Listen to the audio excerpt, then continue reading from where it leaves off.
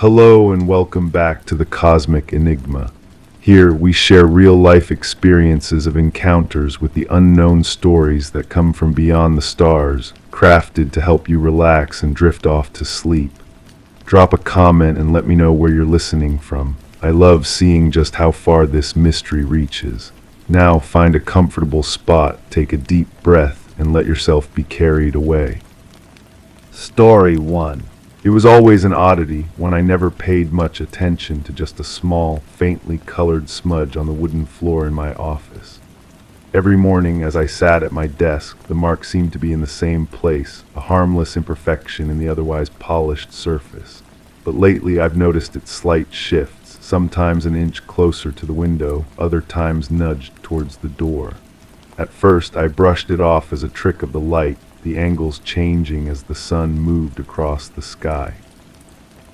Yesterday, however, it seemed unmistakably darker, more pronounced, yet no amount of scrubbing would erase it. Today, as I reached down to touch it, I swear it felt like it had warmth, a pulse almost, as if it had been left with intent. But I can't shake the feeling that tomorrow it will have moved again. The dreams started after that, or maybe they were happening before and I just couldn't hold on to them. Sleep brings fragments now, pieces that don't fit together but feel more real than waking.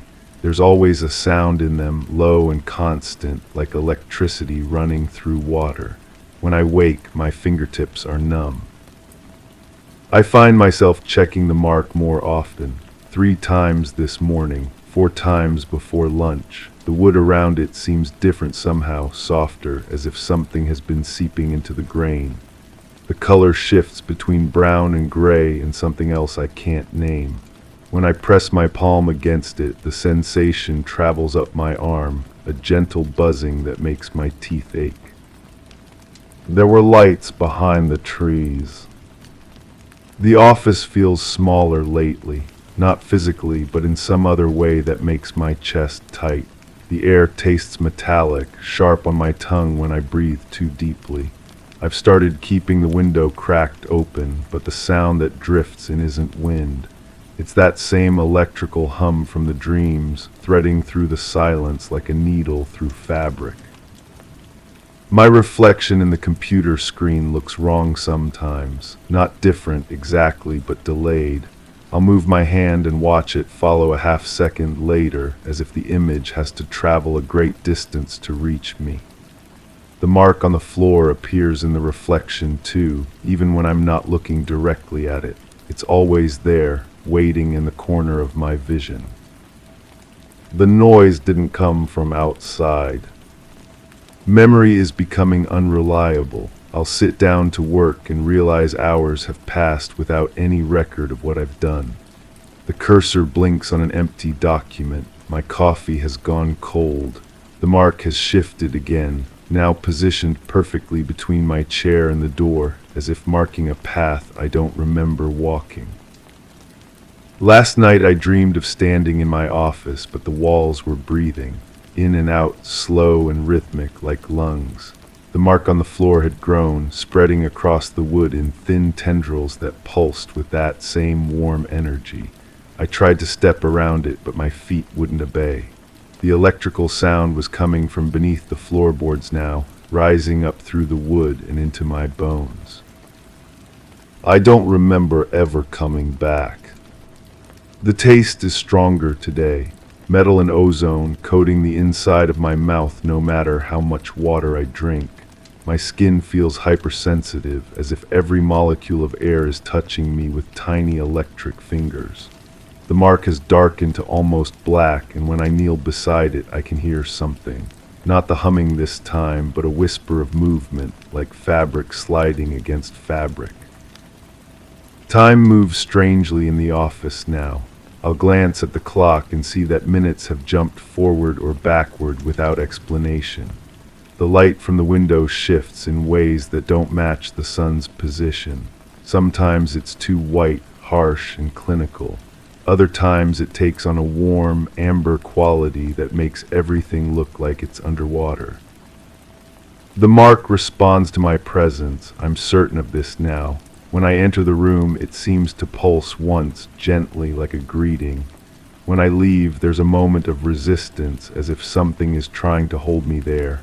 My footsteps sound different when I walk across it, muffled and distant, as if I'm stepping through space that doesn't quite exist. There were lights behind the trees. Sleep has become a navigation exercise. I drift through the same landscapes night after night, always ending up in that breathing room with the spreading mark. But now there are other details. A door that's always slightly ajar, revealing nothing but darkness beyond. A window that shows the same view as my office, but reversed, as if I'm looking at it from outside. The electrical sound has developed layers, harmonies that suggest intelligence. My hands shake when I try to touch the mark now, not from fear, but from some kind of resonance, as if my body is responding to a frequency I can't consciously hear. The wood beneath my fingers feels fluid, shifting like water made solid. The warmth has intensified, spreading up through my arms and settling in my chest like a second heartbeat. The reflection in my computer screen has begun moving independently. I'll catch glimpses of myself turning toward the window when I'm facing the door, or reaching down to touch the mark when my hands are folded in my lap. The delayed version of me seems to know things the present version doesn't, responding to events that haven't happened yet. I don't remember ever coming back. Today the mark was gone when I arrived. The floor looked normal, polished wood with no imperfections. I felt a strange panic, as if I'd lost something essential. I spent an hour on my hands and knees, running my palms over every inch of the surface, searching for some trace of warmth or texture that would indicate where it had been. But as the day progressed, it began to reappear, slowly like a photograph developing. First just a hint of discoloration, then the familiar shape, then the full presence with its gentle pulse and electric whisper. By evening it was darker than ever, and I could swear I saw movement within it, patterns shifting like oil on water. The dreams are becoming more vivid. Last night I was standing in a field under a sky that hummed with electricity. The grass beneath my feet had the same warm pulse as the mark, and I realized I was walking on a vast network of connections, pathways that stretched beyond the horizon. In the distance, lights moved between trees that breathed in unison with the earth. The noise didn't come from outside. My office chair has developed a slight vibration. It's subtle, barely perceptible, but it matches the rhythm of the mark's pulse. When I sit for long periods, the sensation travels through my body, aligning my heartbeat with its frequency. Sometimes I find myself swaying slightly, unconsciously moving in time with something I can't hear but can feel in my bones. The air tastes different now, charged with possibility. When I breathe deeply, I can almost taste colors, feel sounds on my tongue. The metallic sharpness has evolved into something more complex, layered with harmonics that suggest vast spaces and distant connections. My skin tingles constantly, as if I'm standing in an invisible field of energy. Time continues to behave strangely. I'll begin a task and find it completed without memory of doing the work, or I'll start something simple and discover hours have passed in what felt like minutes.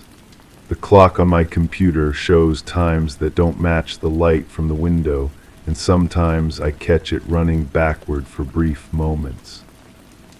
There were lights behind the trees. The mark has begun to sing. Not audibly, but I can feel the vibration through the floor, up through my feet and into my chest. It's a complex harmony, multiple frequencies weaving together in patterns that seem almost like language. When I place my hand directly on it, the song becomes clearer, more urgent, as if it's trying to communicate something important. My reflection has stopped following me entirely. It moves through its own routine now, sometimes mirroring my actions from hours ago, sometimes performing gestures I don't remember making. Occasionally it turns to look directly at me, and I can see in its eyes a knowledge that I don't possess, an understanding of something that remains just beyond my conscious grasp. The dreams have merged with waking. I'll be sitting at my desk and suddenly realize I'm also standing in that field of singing grass, or walking through a forest where the trees pulse with the same rhythm as the mark. The boundaries between states of consciousness have become fluid, permeable, allowing experiences to bleed through from one reality to another. I don't remember ever coming back. Yesterday I found myself lying on the floor next to the mark, though I have no memory of how I got there. My cheek was pressed against the warm wood, and I could hear the electrical song more clearly than ever. It wasn't coming from below the floorboards, I realized, but from somewhere much more distant, traveling through networks of connection that spanned impossible distances. When I finally stood, the mark had changed again. It was larger, more complex, with intricate patterns that seemed to shift when I wasn't looking directly at them. The warmth had intensified, and I could feel it radiating outward, creating a field of energy that encompassed the entire room. My skin hummed in response, every nerve ending alive with sensation. The taste in my mouth has evolved into something almost sweet, like ozone after lightning, but warmer, more welcoming. When I breathe, I can feel the air changing me, molecule by molecule, aligning my frequency with something larger and more complex than I can comprehend. My body feels lighter, as if gravity has less hold on me when I'm near the mark. The noise didn't come from outside. Time has stopped making sense entirely. I exist in multiple moments simultaneously, experiencing past and future as present reality. I'm sitting at my desk typing, but I'm also lying on the floor listening to the mark's song, and I'm standing in that electric field under the breathing sky. All of these experiences are equally real, equally immediate. The mark pulses brighter now, its warmth spreading through the floorboards and up the walls. The entire office has become a resonance chamber, amplifying frequencies that connect to networks beyond my understanding. When I move through the space, I can feel the connections responding, adjusting, welcoming me deeper into their embrace. My reflection has disappeared entirely. The computer screen shows only the room behind me, empty space where I should be, but I can feel myself existing in that reflected world, moving through dimensions that parallel this one but operate according to different rules. The mark exists in both realities, serving as an anchor point between states of being. There were lights behind the trees.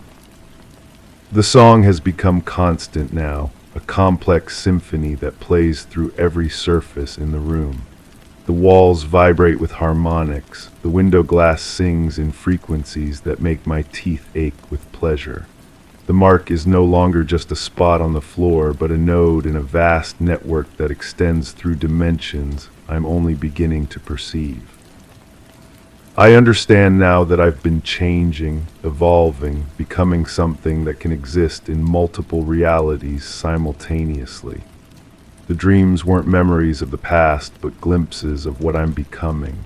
The electrical taste, the tingling skin, the time distortions, all symptoms of a transformation that began the moment I first noticed the mark. But I can't remember when that was. The beginning feels as distant and unreachable as the end. I exist in an eternal present where the mark pulses with warm invitation, and the air sings with possibilities I can almost but never quite grasp. I don't remember ever coming back. Today I sit at my desk and notice a small, faintly colored smudge on the wooden floor. It seems harmless, just an imperfection in the otherwise polished surface. But there's something about it that draws my attention, a sense of familiarity that I can't quite place. When I reach down to touch it, it feels warm, as if it's been waiting for me. The mark pulses once gently like a greeting, and I know with absolute certainty that tomorrow it will have moved again. Story 2. My fingers had just brushed against the cool metal of the door handle. A second click echoed, quiet yet distinct, like an echo of my own touch. The room felt charged, the air slightly thicker, carrying a scent that wasn't there before, like earth freshly struck by rain. I pulled my hand back, skin prickling with the sudden change, and the familiarity of the room seemed to waver. The walls appeared closer, the space subtly altered. The handle felt the same as before, but something else had shifted. But nothing happened, nothing at all. I need to make that clear from the start, because people tend to read too much into ordinary things. I was just tired, probably from working too many late shifts at the office. The mind plays tricks when you're exhausted, creates patterns where none exist. That's all this was. I didn't see anything unusual that night. The hallway looked exactly like it always did: beige walls, worn carpet, the same fluorescent light buzzing overhead. I've walked down that hallway hundreds of times. There was nothing different about it. Nothing strange about the way the light seemed to bend around the corners, or how the carpet felt softer under my feet, like I was walking on something that absorbed sound completely. It was just my imagination, has to be, because what I thought I saw doesn't make sense. The door at the end of the hall, the one that's always been there, looked the same as usual. Same brown paint, same brass numbers. I definitely didn't notice how the paint seemed to ripple slightly, like water disturbed by a stone. That would be impossible. Paint doesn't move like that. I must have been dreaming, that's the only explanation. Even though I remember being fully awake, remember the way my shoes squeaked on the linoleum as I approached. Remember how the squeaking stopped abruptly when I got within 3 feet of the door, as if the sound was being pulled away from me. But dreams can feel real sometimes. Everyone knows that. The handle was cold when I touched it. Normal cold, like metal always is. Not the kind of cold that seems to spread up your arm and settle in your chest. Not the kind that makes your breath visible even though the hallway was perfectly warm. I'm sure the thermostat was set to its usual temperature. I'm sure I wasn't shivering for any particular reason. When I turned the handle, it opened easily. Too easily, maybe, like it was expecting me. But that's ridiculous. Doors don't expect anything. They're just doors. This one opened into a room I'd never seen before, which doesn't make sense because I know every room in this building. I've lived here for years. The room was empty, completely empty. Just white walls and a white ceiling and a white floor that seemed to glow with its own light, even though there were no fixtures, no windows, no source for that soft, even illumination. But I'm probably misremembering that part. Rooms don't glow by themselves. It must have been light from the hallway spilling in behind me. I didn't step inside. I definitely didn't step inside. I just stood in the doorway and looked. The room was maybe 12 feet square, with smooth walls that curved slightly at the corners, flowing into each other like they'd been molded rather than built. The ceiling was higher than it should have been, given the layout of the building. Much higher. When I looked up, I could see what looked like another ceiling above the first one, and maybe another one above that, stretching up into a soft, white distance. But I wasn't really looking. I was just glancing, just a quick peek before I closed the door and went back to my apartment. That's why I can't really describe the way the walls seemed to breathe, expanding and contracting just slightly, like the room was alive, because I wasn't paying attention. I was already turning away. The silence in that room was different from regular silence. It was thick, deliberate, like something was actively removing sound rather than sound simply being absent. When I shifted my weight, I couldn't hear my clothes rustling. When I breathed, I couldn't hear the air moving in and out of my lungs. But that's probably normal for empty rooms. Sound behaves differently in empty spaces. I closed the door immediately, pulled it shut, and walked away without looking back. I didn't hear the soft click of the latch, didn't feel the handle turn smoothly under my palm. I definitely didn't notice how warm the metal had become, or how it seemed to pulse slightly, like it had a heartbeat. The next morning I went back to check, just to satisfy my curiosity, to prove to myself that I'd been dreaming or confused. The door was still there, but when I opened it, it led to a utility closet. Just a regular closet with a water heater and some cleaning supplies. Exactly what you'd expect to find behind a door like that.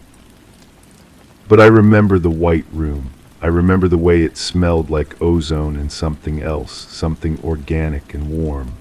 I remember how the floor felt soft under my feet even though I never stepped inside. I remember the sound my breathing made in that thick silence, or rather, the sound it didn't make. It was just a dream, had to be. Dreams can be incredibly vivid sometimes, so real that you carry them with you into the waking world. That's the only way to explain why I can still see that room when I close my eyes. Why I can still feel the way the air moved around me when I stood in the doorway, stirring my hair even though there was no breeze, no circulation, no reason for anything to move. I haven't been sleeping well since then, not because I'm worried or scared or anything like that, just because my schedule's been off. Too much caffeine, probably. That's why I keep waking up in the middle of the night with the taste of ozone in my mouth. That's why I sometimes find myself standing in the hallway at 3 in the morning looking at that door. The door that's always just a utility closet now. Always just cleaning supplies and the water heater and nothing else. Certainly not a white room that stretches up into infinity. Certainly not a space that seems to exist outside the normal rules of architecture and physics. I've been avoiding that hallway lately, not because I'm afraid, but because it's not convenient for my daily routine. There are other ways to get to my apartment, other routes that don't take me past that particular door. It's just more efficient this way. But sometimes when I'm lying in bed, I can hear something. A soft humming, like electricity running through wires, but there are no major electrical lines near my apartment. It's probably just the building settling or traffic from the street outside. Old buildings make all kinds of noises. The humming is getting louder though, more frequent. Last night I could swear it was coming from inside the walls, traveling along some hidden pathway, getting closer. But that's impossible. Sound doesn't work that way. It doesn't seek you out, doesn't follow you from room to room like something alive and purposeful. I'm not going to check the door again, there's no point. I know what I'll find, just a utility closet, just cleaning supplies, just perfectly normal things in a perfectly normal space.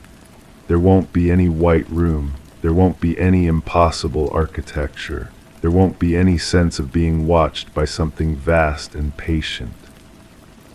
And there definitely won't be any reason for my hands to shake as I reach for the handle, or for my heart to race as the metal warms under my palm, or for the familiar sound of that second click to echo in the hallway behind me, like something answering my touch with a touch of its own. Nothing happened, nothing is happening, nothing will happen.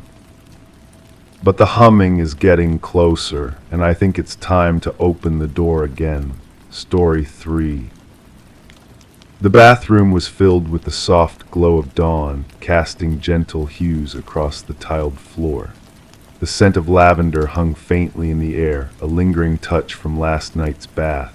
The mirror, slightly fogged from the steam, reflected the room, but with one peculiar detail. Among the familiar surroundings, an unfamiliar face looked back, eyes wide with silent recognition.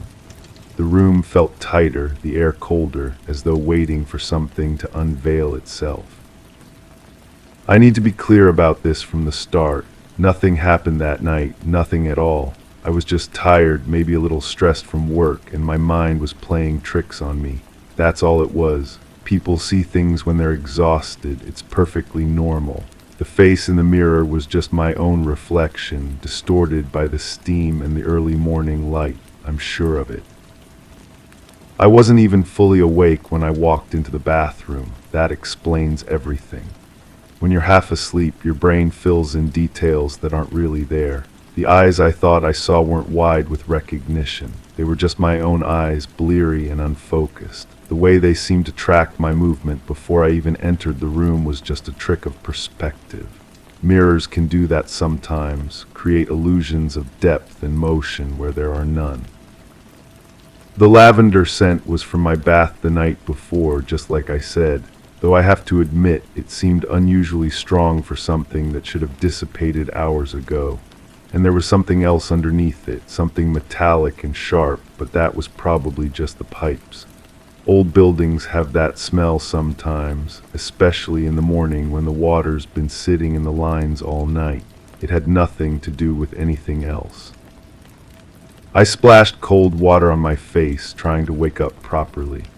The water felt normal, the right temperature, nothing strange about it at all. Though when I cupped it in my hands, it seemed to shimmer slightly, like there were tiny particles suspended in it that caught the light. But our building has old plumbing and sometimes sediment gets stirred up. That's all it was.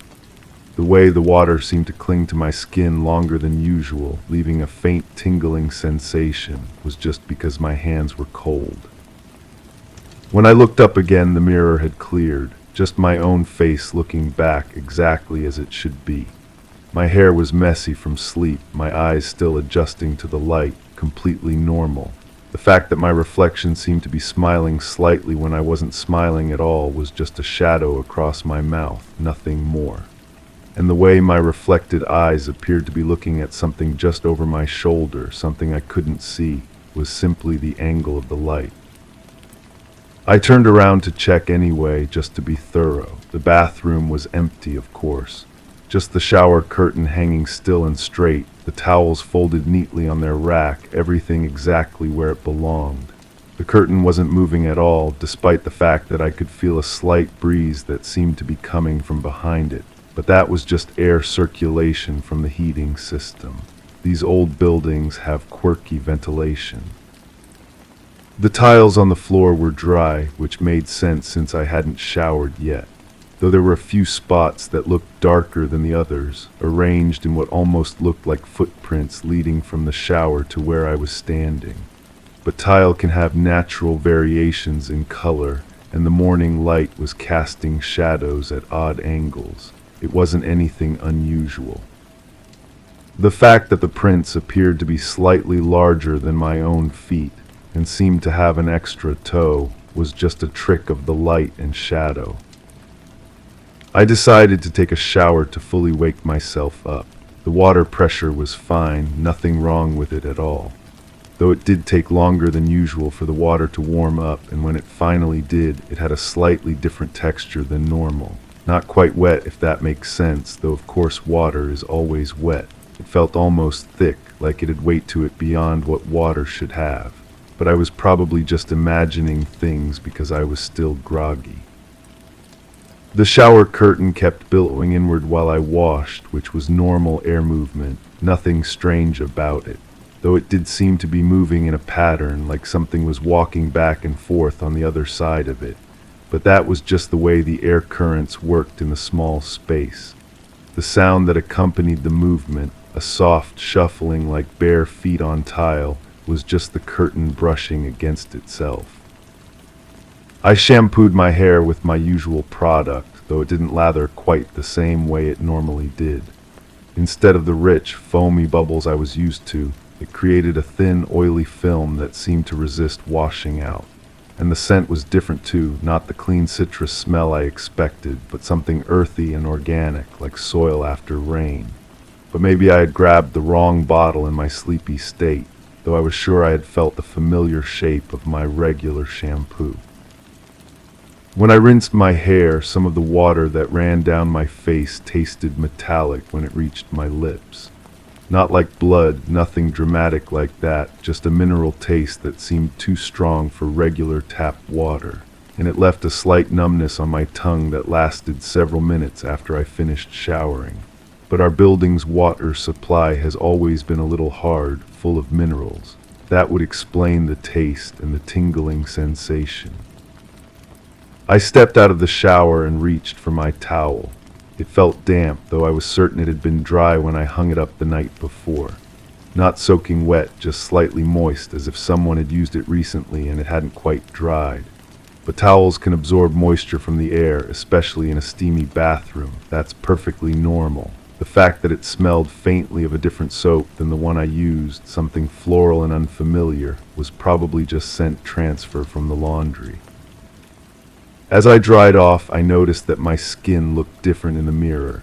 Not dramatically different, just slightly off somehow. My complexion seemed paler than usual, with a grayish undertone that I'd never noticed before. And there were small marks on my arms and shoulders, tiny red dots arranged in neat rows like puncture marks. But I had probably scratched myself in my sleep, or maybe I had an allergic reaction to something. The marks were so small and precise, almost geometric in their arrangement, but skin irritation can manifest in strange patterns sometimes. I brushed my teeth with my regular toothpaste, though it tasted bitter instead of minty fresh. The bristles of my toothbrush felt rougher than usual, almost abrasive, and they seemed to catch on my teeth in a way that had never happened before. When I spit into the sink, the foam was tinged with pink, but I had probably just brushed too vigorously. The pink wasn't quite the right color for blood anyway, more of a salmon shade, like watercolor paint mixed with water. The bathroom mirror had fogged up again while I was getting ready, which was odd since I hadn't used any hot water after my shower. But maybe the steam was just taking longer to dissipate than usual. When I wiped it clear with my hand, my reflection looked normal again, mostly normal. My eyes seemed darker than they usually did, and there was something in my expression that I didn't recognize, a wariness that hadn't been there before. I got dressed and prepared to leave the bathroom, but something made me pause at the door. Not fear, nothing like that, just a feeling that I was forgetting something important. I turned back to survey the room one more time. Everything looked exactly as it should. The shower curtain was pulled closed, hiding the tub. The towels were hanging straight. The mirror was clear, nothing out of place at all. But as I stood there, I became aware of a sound coming from behind the shower curtain. Not water dripping, not pipes settling, but something that sounded almost like breathing. Slow, measured breaths that didn't quite match the rhythm of my own. I told myself it was just the ventilation system, air moving through the ducts in a way that created the illusion of respiration.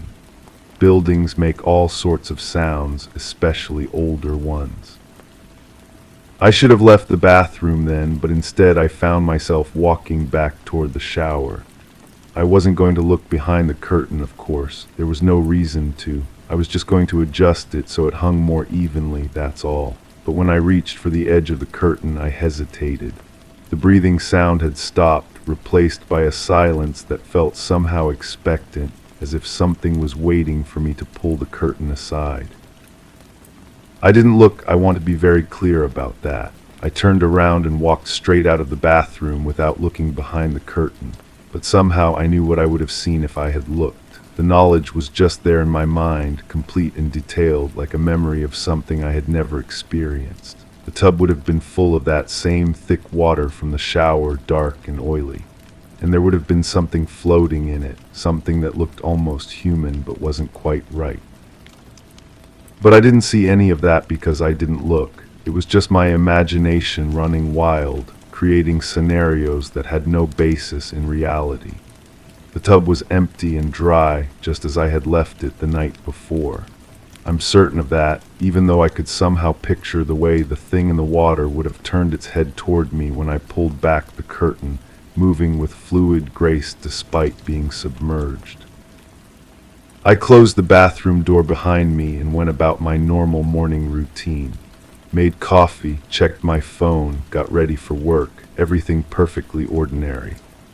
I didn't think about the bathroom again until much later when I was at my desk and suddenly found myself wondering why I could remember the exact temperature of the water in the tub, or the way it had rippled when the thing moved beneath the surface.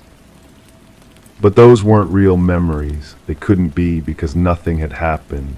I had imagined the whole thing, created a vivid fantasy while I was still half asleep. The mind is capable of remarkable self-deception, especially when it's tired and stressed. It can manufacture experiences that feel completely real, complete with sensory details and emotional responses. That evening I approached the bathroom with no apprehension whatsoever. Why would I be nervous about entering my own bathroom? There was nothing to be nervous about. The room looked exactly the same as always. Clean, familiar, perfectly normal. I ran the water in the sink to brush my teeth, and it came out clear and odorless, just as it should. Though I have to admit, I found myself listening carefully while the water ran, straining to hear any sounds that might be coming from the shower area. Not because I expected to hear anything, but just to prove to myself that the bathroom was as quiet and empty as it appeared. The silence was complete, which was reassuring, though it did seem like a very deliberate kind of silence, the way a room sounds when someone is trying very hard not to make any noise. I brushed my teeth quickly and efficiently, not because I was eager to leave the bathroom, but because I had things to do. When I spit into the sink, the water swirled down the drain in a perfectly normal spiral pattern. It didn't pause or eddy strangely, and it certainly didn't seem to flow upward for just a moment before correcting itself. That would have been impossible, a violation of basic physics. Before leaving, I made sure to pull the shower curtain all the way open just to air out the tub area. It's good to let these spaces breathe, prevent mold and mildew from developing. The tub was empty and bone dry, exactly as expected. The drain cover was in place, showing no signs of recent use. Everything was as it should be. Though I did notice that the grout between the tiles looked slightly different than I remembered. Not dirty or damaged, just a different shade, as if it had been recently replaced with a material that didn't quite match the original.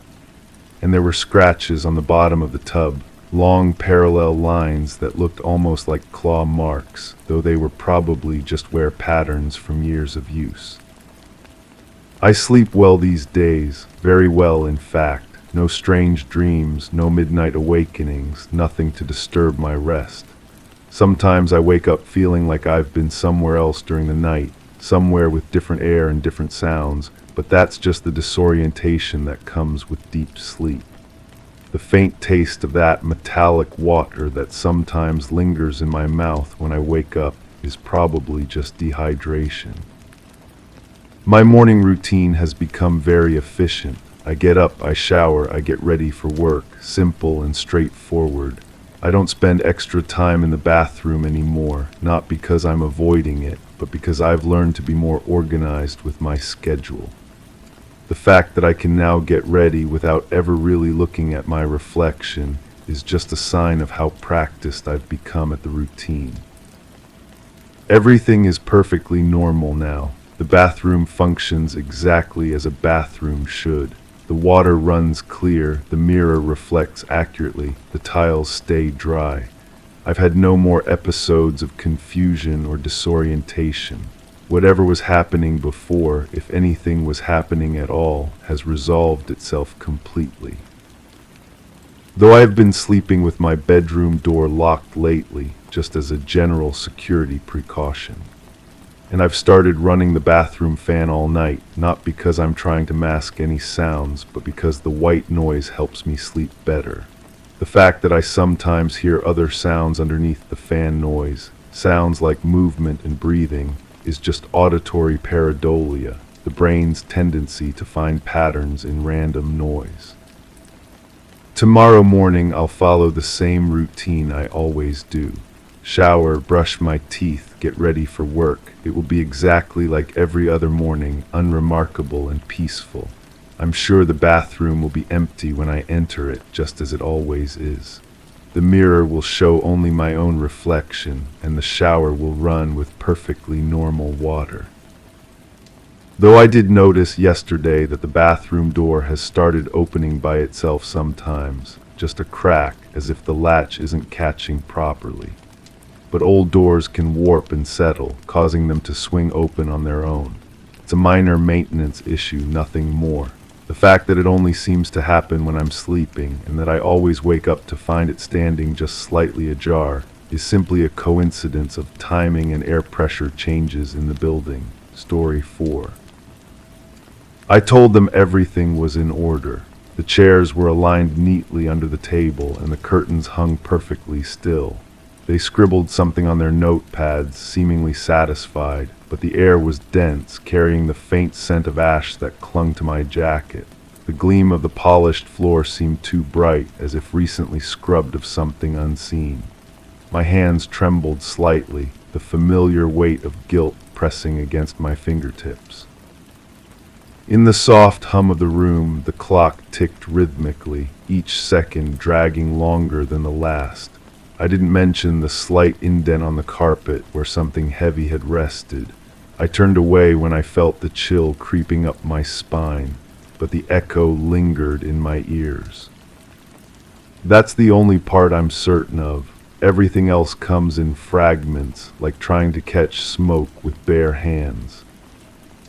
There was this sound, a low-frequency hum that seemed to vibrate through my bones. Not mechanical, not electrical, something else entirely. It would start soft, almost inaudible, then build until my teeth ached. I remember pressing my palms against my ears, but the sound wasn't coming from outside. It was inside, resonating through my skull like my head had become a tuning fork. The metallic taste would follow, coating my tongue with copper and ozone. Sometimes I wake up at 3 in the morning and that taste is still there, sharp and wrong. I wasn't alone in that room. I know this with absolute certainty, even though my eyes saw nothing. The air moved differently when it was there, thick and charged like the moments before lightning strikes. My skin would prickle, every hair standing on end. I'd turn my head slowly, afraid of what I might see, but there was only empty space that felt too full. The temperature would drop by degrees, my breath coming out in small puffs that shouldn't have been possible. I'd hold perfectly still, listening to my own heartbeat thundering in my ears, waiting for whatever it was to move on. But it never moved, it just watched. My thoughts weren't my own during those moments. Ideas would surface that felt foreign, like someone else's memories bleeding through. I'd find myself knowing things I had never learned, understanding concepts that should have been beyond me. The worst part was how natural it felt, how easily these alien thoughts slipped into my consciousness. I'd catch myself mid-sentence, speaking words I hadn't chosen, my voice sounding hollow and unfamiliar. My reflection in mirrors started looking wrong too, like it was lagging behind my movements by just a fraction of a second. The lights came first, not ordinary light, but something that seemed to bend and twist, casting shadows that moved independently of their sources. The room would fill with this pulsing glow that hurt to look at directly. Objects would become translucent, their edges blurring until I couldn't tell where one thing ended and another began. The walls seemed to breathe, expanding and contracting in rhythm with that terrible humming. I remember reaching out to touch the surface and feeling it give way slightly, warm and yielding like skin. Then silence, complete, absolute silence that was somehow worse than any sound. The headache started after, not regular pain, but something that felt like pressure building behind my eyes, threatening to crack my skull open from the inside. I'd see flashes of that room even when I was somewhere else entirely. The perfectly aligned chairs would appear in my peripheral vision, the polished floor reflecting light that wasn't there. The scent of ash would follow me for days, clinging to my clothes, my hair, my skin.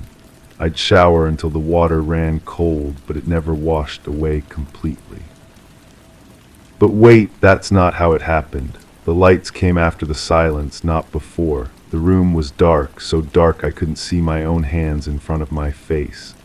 Then gradually shapes began to emerge, not illuminated but somehow visible anyway. The chairs weren't aligned at all. They were scattered, overturned, as if something had moved through them with tremendous force.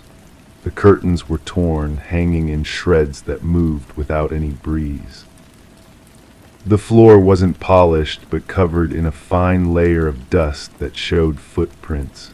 Not my footprints. Something else had been walking in circles around the room. I don't try to make sense of it anymore. Some nights I lie awake feeling that presence again, that certainty that I'm being observed by something that shouldn't exist. The humming returns occasionally, faint but persistent, reminding me that whatever happened in that room left something behind, changed something fundamental about the way reality fits together around me. I've learned not to look too closely at shadows, not to listen too carefully to the spaces between sounds. Some knowledge is too heavy to carry, and some memories are better left as fragments, incomplete and mercifully unclear. The truth is, I'm afraid to remember more, afraid that if I piece together all these scattered moments, I'll understand something I'm not meant to understand. So I let the memories drift, disconnected and strange, like debris floating in dark water. It's safer this way. Safer to live with questions than to face whatever answers might be waiting in the spaces between these broken recollections. Story 5. The clock on the wall didn't tick. I paced the narrow hallway, my feet feeling heavy against the carpet, expecting the soft thud that usually followed each step. Instead, the floor seemed to absorb the weight without protest. The air felt stagnant, refusing to stir even as I passed by. Each door I approached held its own silence, a refusal more than an absence. I hesitated at the threshold of the last room, my fingers tracing the frame, expecting the coolness of neglect. But it was warm, unwelcomingly so, like a grip that lingered longer than polite. I've never told anyone about this, not really, not the way it needs to be told. It's been years now since I moved away from that place, years since I've had to think about those rooms, that hallway, that clock that never worked right. I tell myself I'm safe here in this new city where nobody knows me, where the buildings are different and the air moves the way air should move. But some things follow you, don't they? Some things burrow so deep that distance becomes meaningless. I've started this recording maybe a dozen times. My voice always sounds strange when I play it back, like it's coming from someone else's throat. But I think I'm ready now. I think I need to be ready. The apartment was nothing special when I first moved in. 3 rooms, decent rent, quiet neighborhood. The kind of place you settle into without thinking too much about it. I was working from home then, freelance writing that kept me busy enough to ignore the small things that didn't quite fit.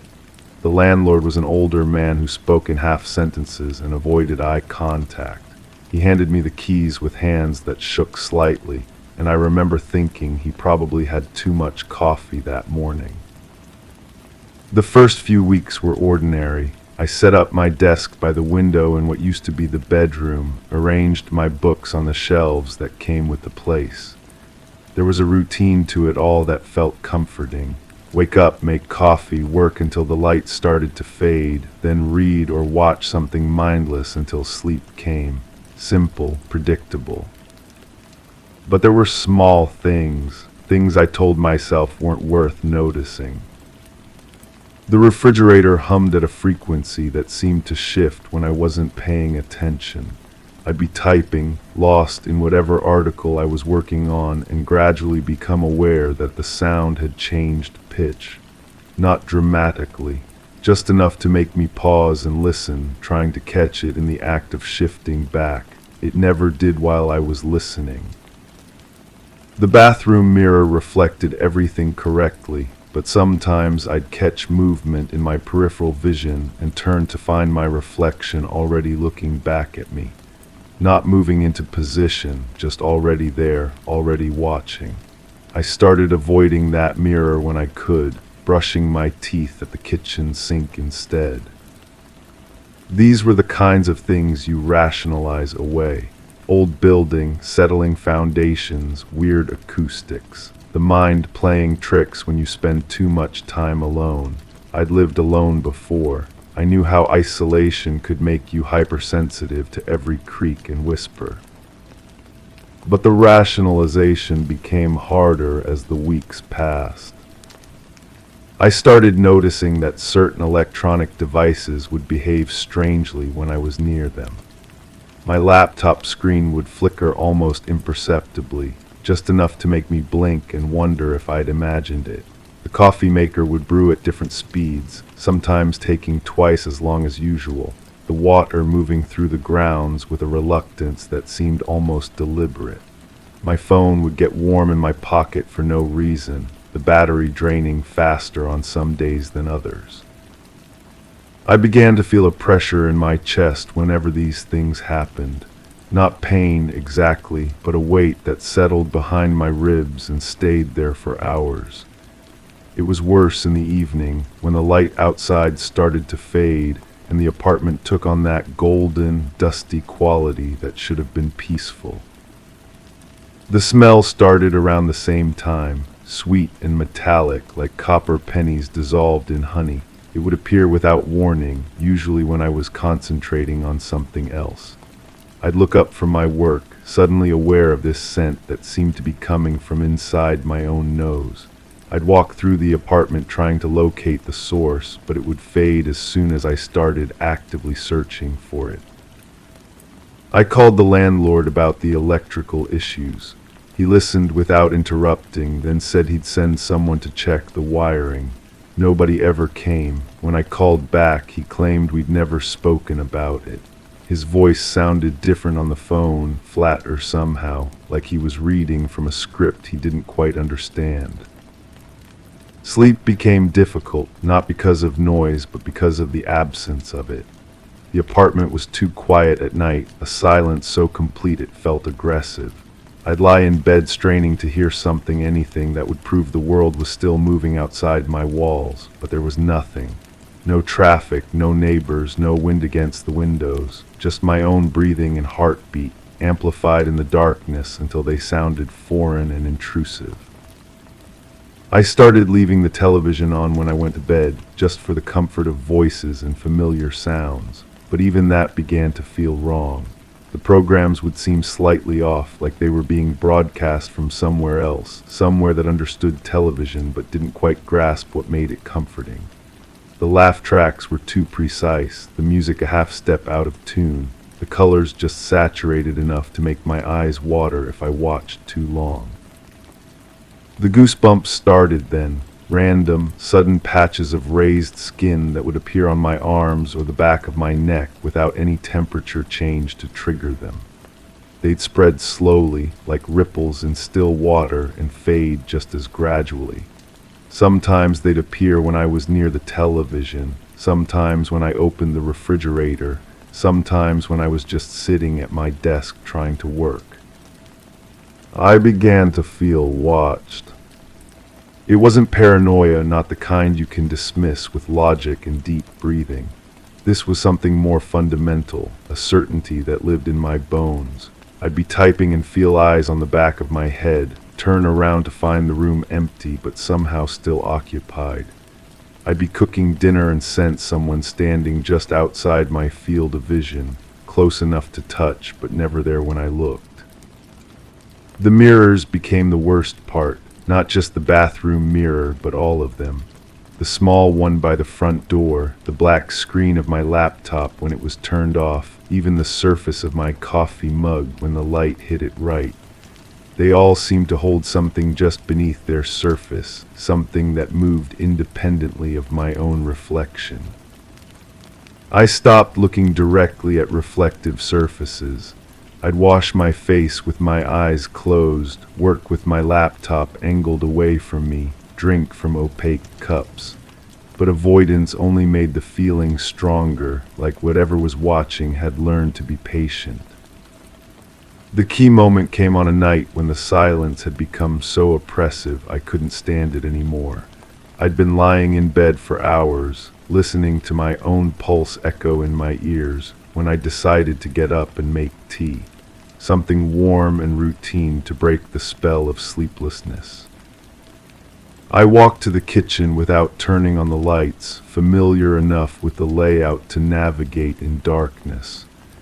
But as I reached for the cabinet where I kept the tea, every electronic device in the apartment turned on at once. The television blazed to life with a burst of static that resolved into a talk show I'd never seen before. The refrigerator began humming so loudly it sounded like machinery in a factory. My laptop screen glowed from the bedroom, casting strange shadows through the doorway. The coffee maker started brewing an empty pot, the heating element crackling and spitting. But it wasn't the sudden noise that froze me in place. It was the coordination of it, the way every device had activated in perfect synchronization, like they were all connected to the same switch, the same intention. I stood in the kitchen for what felt like hours but was probably only minutes, watching the interplay of lights and listening to the cacophony of electronic sounds. The talk show host was interviewing someone I couldn't see, asking questions I couldn't quite understand. The refrigerator's hum had developed a rhythm, almost like Morse code. The laptop screen flickered in patterns that seemed too regular to be random. And underneath it all, that sweet metallic smell had returned, stronger than ever, filling the apartment until I could taste it on my tongue. I reached for the nearest power switch, thinking I could shut off the television and maybe restore some sense of normalcy. But the moment my finger touched the plastic, every device went silent simultaneously. The apartment plunged back into that aggressive quiet, leaving me standing in darkness with my hand still extended toward the wall. The silence felt different now, expectant, like something had been disturbed and was now paying attention in a way it hadn't before. I don't remember deciding to leave. I don't remember packing or calling anyone or making any of the practical arrangements that leaving usually requires. My next clear memory is of standing outside the building with a suitcase in my hand, looking up at the windows of what had been my apartment. The lights were on in every room, but I could see shapes moving behind the curtains that didn't match anything I'd left behind. I stayed in a hotel that night, then another, then found a short-term rental across town. I told people I'd had a problem with the lease, a dispute with the landlord that couldn't be resolved. It was easier than trying to explain the real reason, easier than watching their faces change when they realized I was talking about something they couldn't categorize or dismiss. But leaving didn't end it. The electronic devices in my new place began to exhibit the same behaviors. Subtle at first, just the occasional flicker or hum, but gradually becoming more pronounced. The sweet metallic smell would appear without warning, usually when I was trying to concentrate on something important. The mirrors still held that sense of independent movement, that feeling of being observed by something that understood reflection but wasn't bound by it.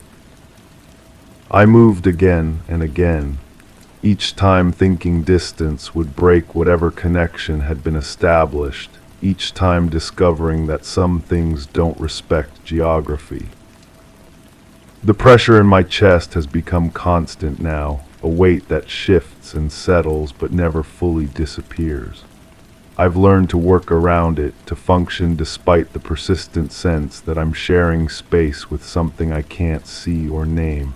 But functioning isn't the same as living, and living isn't the same as being free. My dreams have changed. They're filled with rooms I've never seen but somehow recognize, hallways that stretch longer than they should, clocks that don't tick, and mirrors that show things that aren't there. I wake up with the taste of metal and honey in my mouth, my skin covered in goosebumps that take hours to fade. Sometimes I catch myself pacing, just like I did in that first apartment, waiting for sounds that don't come, approaching doorways that feel warm to the touch. Sometimes I find myself standing in front of mirrors without remembering how I got there, staring at a reflection that seems to be staring back with an intensity that doesn't match my own. I've tried to research what happened to me, but how do you research something that has no name? How do you find answers to questions you can't properly formulate? The internet is full of stories that sound similar but never quite match, experiences that echo mine but miss some essential detail that would make them truly relevant. The worst part is the certainty that it's not over. Whatever began in that apartment, whatever was awakened or attracted or simply noticed, it hasn't finished with me. I can feel it in the way electronic devices respond to my presence, in the way mirrors seem to hold depth they shouldn't possess, in the way silence gathers around me like a living thing. I'm recording this because I need someone to know, need there to be some record of what happened even if no one believes it. But I'm also recording it because I'm afraid of what comes next, afraid that the distance I've tried to maintain is an illusion, that safety is just another word for the pause between one moment of attention and the next. As I speak these words, I can feel that familiar pressure building in my chest, can smell the faint sweetness that means I'm not alone in this room. The recording device is getting warm in my hands, the battery indicator flickering in patterns that seem almost like communication. I don't think I was ever meant to leave that apartment. I think I was meant to stay, to become part of whatever lives in the spaces between reflection and reality, between the tick of a clock and the silence that follows. I think my leaving was just another kind of staying, a way of carrying the apartment with me wherever I go. The mirror across from me is showing movement now, shapes that don't correspond to anything in this room. The electronic hum has returned, rising in frequency until it's almost beyond hearing. My skin is covered in goosebumps that spread like ripples across still water. I need to stop recording now. I need to stop because I can feel something listening, something that's been waiting patiently for me to speak its presence into existence. But I also need to stop because I'm beginning to understand that some confessions aren't meant to free you. They're meant to call you home, Story 6. The window just clicked shut against the rain's whisper. A chill lingered on my fingertips as I pressed them against the glass, feeling the vibration of distant thunder. The room was filled with the scent of damp earth seeping in through the cracks. My skin prickled, sensing an absence rather than a presence. Something felt unresolved, like a half-remembered dream. I turned away reluctantly, realizing the shadows didn't shift as they used to. To whoever finds this letter, if anyone ever does, I need you to understand that I'm not writing this because I'm broken, or maybe I am. Maybe that's exactly why these words are spilling onto paper like water through cupped hands. I've carried this weight for so long that my shoulders have curved inward, creating a hollow space in my chest where secrets live. You see, there are things that happen to us that we can never speak aloud, not because they're forbidden, but because language itself seems too small, too crude for what we've witnessed. I've tried to tell people. The words would form in my throat, climb toward my tongue, then dissolve like sugar in rain, so I stopped trying. But tonight feels different. Tonight feels like an ending. There's this sound that comes back to me, always the same frequency, like a tuning fork struck somewhere deep inside my skull. It started after that night when everything shifted just slightly to the left. You know how sometimes you walk into a familiar room and something feels wrong, but you can't place what? That's been my entire existence since then. The tuning fork hums, and I remember. I remember standing in a place that shouldn't have existed, not because it was impossible, but because it felt like walking inside someone else's memory. The air tasted metallic, like pennies dissolved on my tongue. There were shapes moving at the edge of my vision, but when I turned to look directly, they became ordinary things. A coat hanging on a door, a plant swaying without wind, a mirror reflecting nothing at all. The absence of my reflection didn't frighten me then. It should have. Instead, I felt relieved, as if some burden had been lifted from my shoulders. I reached toward the glass, and my hand passed through what should have been solid surface.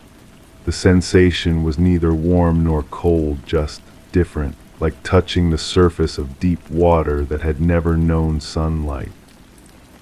That's when the changes started, subtle at first. People would look through me in grocery stores, their eyes sliding past as if I were made of the same transparent material as that mirror. My mother called less frequently, then stopped calling altogether. When I visited her, she seemed confused, kept asking if we'd met before. The recognition in her eyes would flicker like a candle in wind, then extinguish entirely. I began to wonder if I was disappearing, not dying exactly, but fading, becoming less substantial with each passing day. My footsteps made no sound on hardwood floors. Doors wouldn't stay closed after I passed through them, as if my presence wasn't enough to disturb the air around their frames. The dreams came next, or maybe they weren't dreams at all. I'd find myself standing in that impossible place again, watching those peripheral shapes dance their silent dance. Sometimes I could almost understand what they were trying to tell me. Their movements felt like language, like meaning just beyond my comprehension. I'd wake with tears on my cheeks and the taste of copper in my mouth. My reflection started returning gradually, but wrong.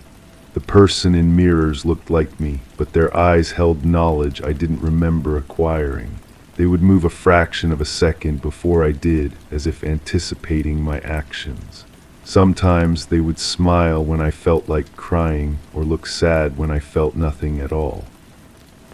I stopped looking at mirrors after I caught my reflection waving at me. I hadn't raised my hand. The tuning fork sound grew louder. It would wake me at night, vibrating through my bones until my teeth ached. I'd lie in bed, feeling the sound reshape my thoughts, rearrange my memories like furniture in a dark room. I started forgetting things, small things first, the name of my first pet, the color of my childhood bedroom walls, then larger pieces began to slip away. Faces of old friends became blurry. Conversations I'd had 1,000 times lost their words. But I remembered that place with perfect clarity, every detail etched into my mind like acid on glass, the way light moved there without casting shadows, the sensation of breathing air that had never touched living lungs, the feeling of being watched by something that existed in the spaces between thoughts. I think I'm writing this because I can feel myself being pulled back there, not physically, but in ways that matter more than flesh and bone. Parts of me are already there, I think, the parts that used to laugh at jokes and cry at movies and feel excited about tomorrow. Those pieces of myself are dancing with the shapes at the edge of vision, learning their wordless language, becoming something I don't have names for. My handwriting looks different now, more angular, like the letters are trying to become geometric shapes instead of words. My fingers feel strange holding this pen, as if I'm remembering how to write rather than simply writing. The ink seems to shimmer on the page, though that might be my eyes playing tricks. Everything plays tricks now. Sometimes I catch glimpses of other people in that place. They move with the same fluid motion as the shapes, but I recognize something human in their gestures. I wonder if they left letters too, tried to explain what was happening to them before they crossed over completely. I wonder if anyone found their words, or if the letters simply faded like their authors. The rain has stopped outside my window. The silence feels expectant, like the world is holding its breath. I can hear that tuning fork sound growing stronger, calling me home to a place I've never been but somehow remember. My reflection in the window glass is waving again, gesturing for me to come closer. I think I understand now why I could never speak about this. It's not meant to be shared with the world I'm leaving behind. It's meant to be lived, experienced, become.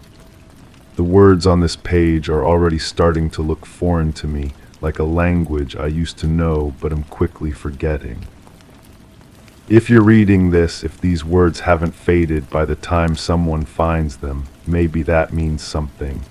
Maybe it means you're supposed to know that there are places between places, spaces where we can become more than what we were, or less. I'm no longer sure there's a difference.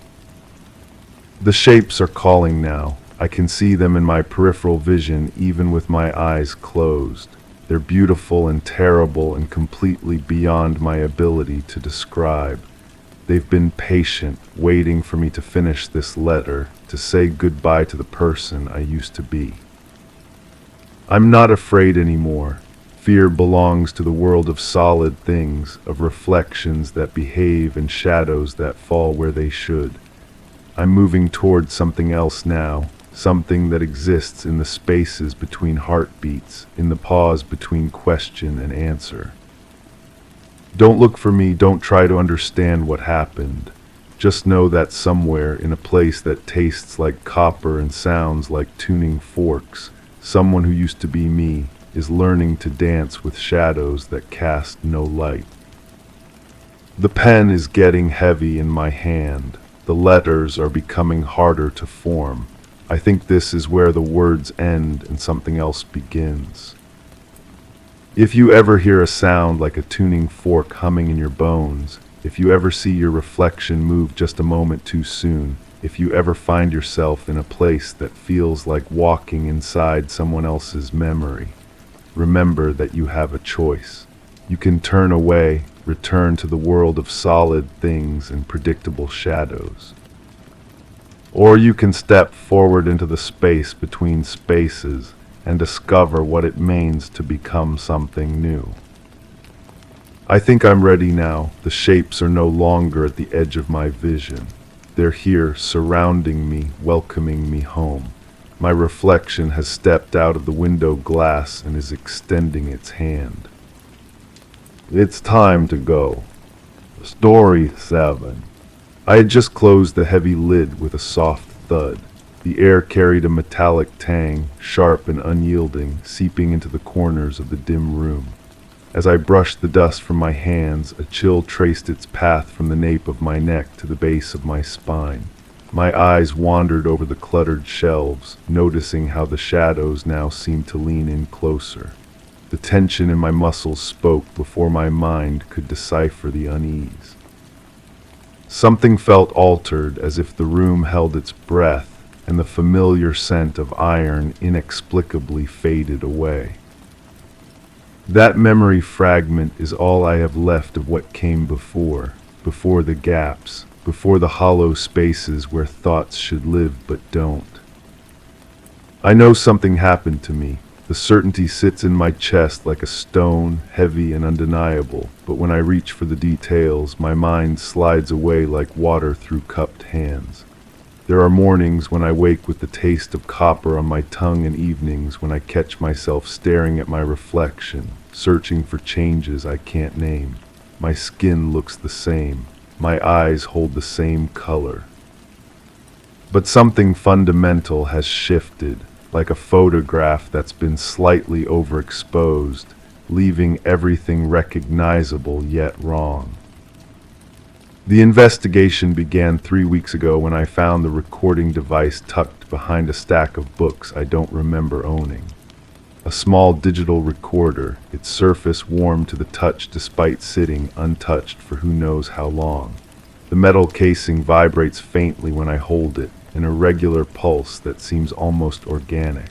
I've played the single file it contains dozens of times now, each listen revealing new layers of strangeness I hadn't noticed before. The audio begins with my own voice, though it sounds distant, as if I'm speaking through water.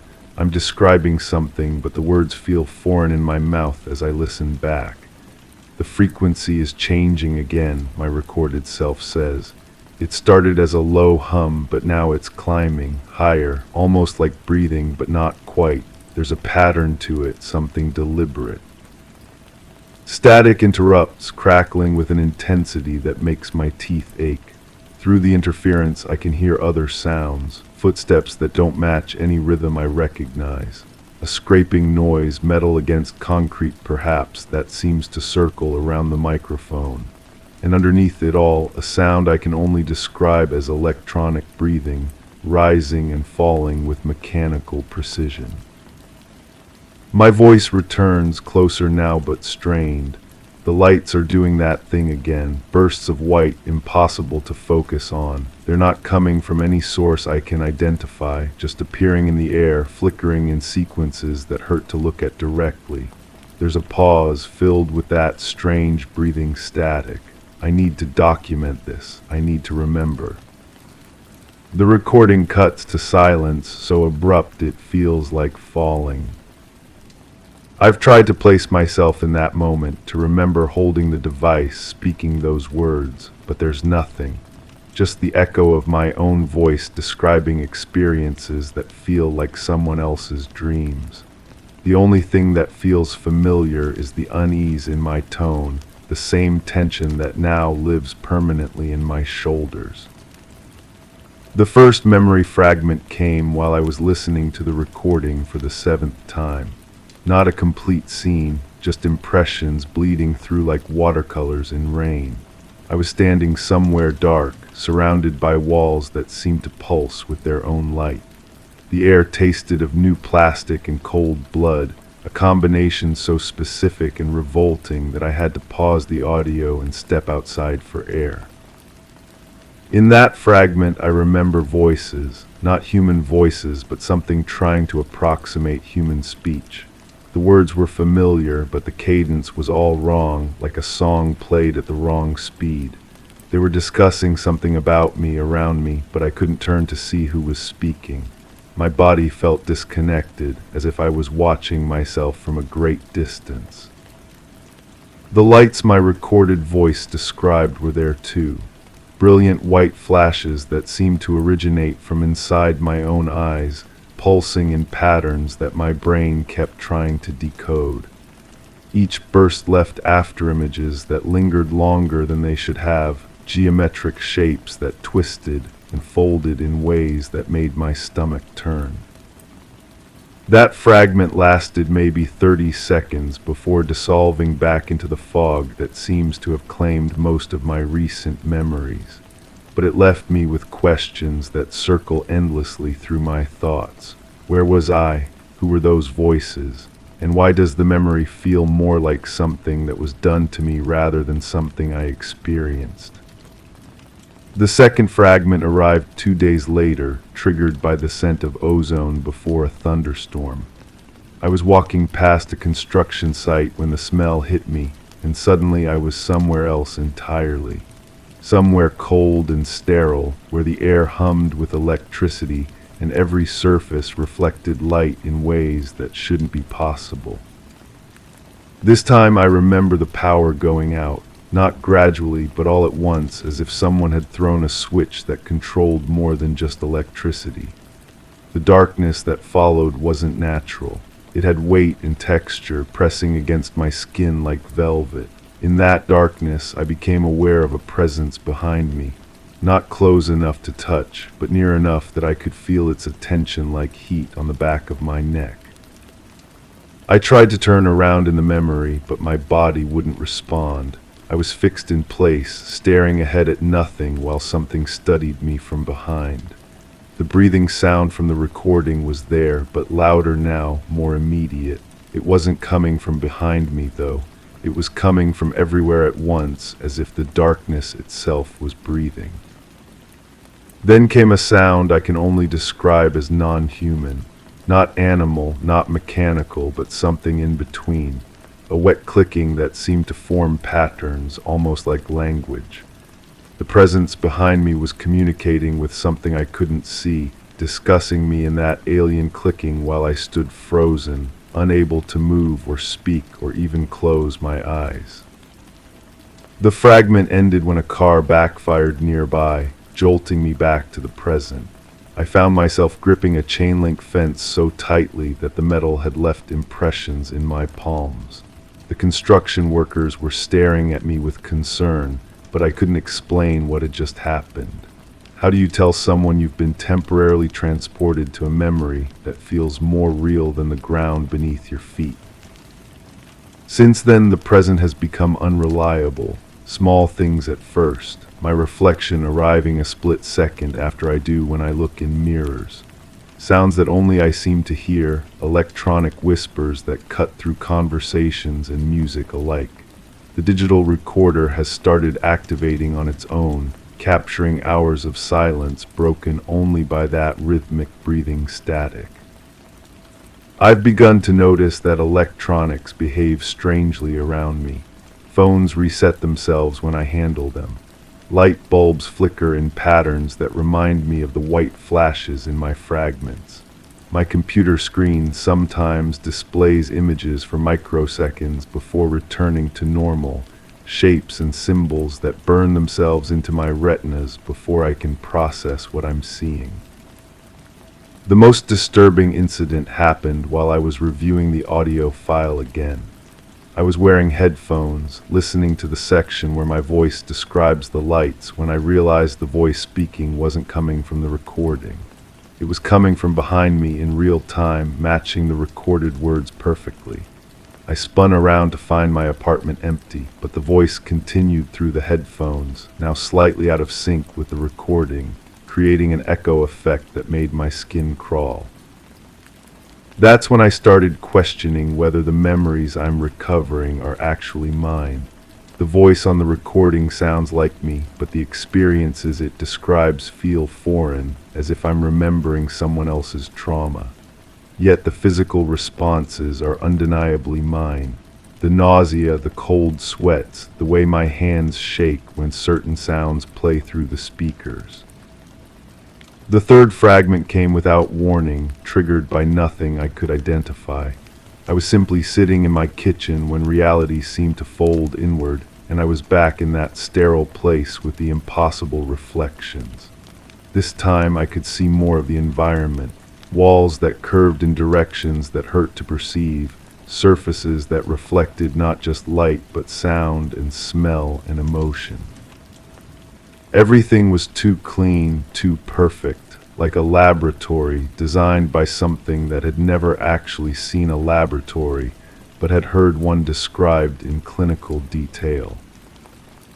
In this fragment, I remember being examined, not physically but mentally. I could feel something moving through my thoughts like fingers through sand, sorting and cataloging, and occasionally removing things entirely. The process wasn't painful, but it was violating in a way that made me want to scrub my brain clean. I was aware of memories being lifted out of me, experiences being filed away in places I couldn't access. The clicking language was more prevalent in this fragment, coming from multiple sources now. They were discussing their findings, sharing information about what they'd discovered in my mind. I caught glimpses of meaning, fragments of understanding that suggested they were surprised by something they'd found, something unexpected that changed their procedures. That's when I saw my own face reflected in one of the impossible surfaces, but it wasn't quite right. The features were mine, but the expression was wrong, too calm, too accepting. My reflected self was watching the examination with curiosity rather than terror, as if I was as interested in the process as they were. The disconnect between what I was feeling and what I was seeing was so profound that it shattered the fragment entirely. I came back to my kitchen with blood under my fingernails and no memory of how it got there. My hands were unmarked, but the metallic scent was overwhelming, the same sharp tang from that first memory fragment. It took hours for the smell to fade, and even now, I sometimes catch traces of it when I'm not expecting it. The investigation has become an obsession. I've filled notebooks with sketches of the shapes I see in those microsecond computer flashes, diagrams of the impossible architecture from my fragments, transcriptions of the clicking language that I somehow understand just enough to know I shouldn't understand it at all. The handwriting in these notebooks troubles me. It starts as my own familiar script, but by the end of each session, it's evolved into something more precise, more geometric, as if my hand is learning a different way to form letters. I've started leaving the recorder running constantly, hoping to capture evidence of the strange sounds that follow me. Most of the files contain nothing but ambient noise, but occasionally there are anomalies. Conversations in that clicking language, recorded in rooms where I was completely alone. My own voice speaking words I don't remember saying, describing experiences I haven't had yet, or have I? The most recent recording contains something that has left me questioning the nature of time itself. It's my voice, but older somehow, more tired. I'm describing the investigation I'm currently conducting, but from the perspective of someone who has already completed it. The fragments aren't memories, this future self explains. They're preparations. Each one is calibrating my mind for what's coming next. The examination never ended. It just moved to a different phase. The recording continues with details about events that haven't happened yet, or perhaps are happening now in ways I can't perceive. My future self describes finding additional devices, recovering more complete memories, and gradually understanding the true scope of what was done to me. But the tone isn't one of victory or relief. It's resignation, as if the knowledge gained was worse than the ignorance it replaced. The final fragment came while I was listening to this impossible recording. The most complete memory yet, crystal clear in ways that natural recollection never is. I was back in that sterile place, but now I could see everything. The entities conducting the examination weren't visible in any conventional sense, but I could perceive them as distortions in the air, places where space folded differently. They were showing me images, scenes from my own life, but altered in subtle ways. Conversations where I said different words, decisions I made differently, relationships that developed along alternate paths. "We are showing you what was," one of them communicated, not in the clicking language, but directly into my understanding. "And what will be. The changes are necessary. Your mind is being prepared for integration." Integration into what I wanted to ask, but found I already knew. They were preparing me to serve as a bridge, a translator between their reality and ours. My memories weren't being stolen. They were being edited, refined, optimized for a purpose I was only beginning to comprehend. The examination was ongoing, happening in the spaces between my conscious thoughts, in the moments when I lost track of time or found myself somewhere without remembering the journey. In this fragment, I saw myself agreeing to the process, not the terrified, confused version of me that I remember being, but a calm, accepting version that understood the necessity of what was happening. This other me was excited about the opportunity, eager to facilitate communication between species that had been trying to connect for longer than human civilization had existed. The fragment ended with that other version of myself looking directly at me across time and space, smiling with knowledge I didn't yet possess. "You're almost ready," it said. "The investigation is proceeding exactly as planned." I woke up in my apartment with no memory of falling asleep, holding the digital recorder so tightly that it had left impressions in my palm. The device was warm, almost hot, and vibrating with an intensity that made my bones ache. When I checked the files, I found hours of new recordings, all in that clicking language, all somehow familiar despite being completely alien. The investigation has revealed that I'm not investigating at all. I'm being guided through a process of gradual revelation, each fragment carefully timed to prepare me for the next phase of integration. The confusion, the fear, the desperate search for answers, All of it has been orchestrated to ease my transition from one state of being to another. My reflection no longer lags behind in mirrors. It arrives early now, showing me expressions I haven't made yet, movements I'm about to perform. The electronic whispers have become a constant companion, providing commentary on my daily activities in languages I shouldn't understand but do. The recorder captures conversations I have with entities that exist in the spaces between seconds, discussions about the progress of my preparation and the timeline for final integration. I understand now that the heavy lid from that first memory fragment wasn't something I was closing. It was something being closed on me, sealing away the version of myself that would have resisted this process. What I thought was an ending was actually a beginning, the first step in a transformation that has been unfolding ever since.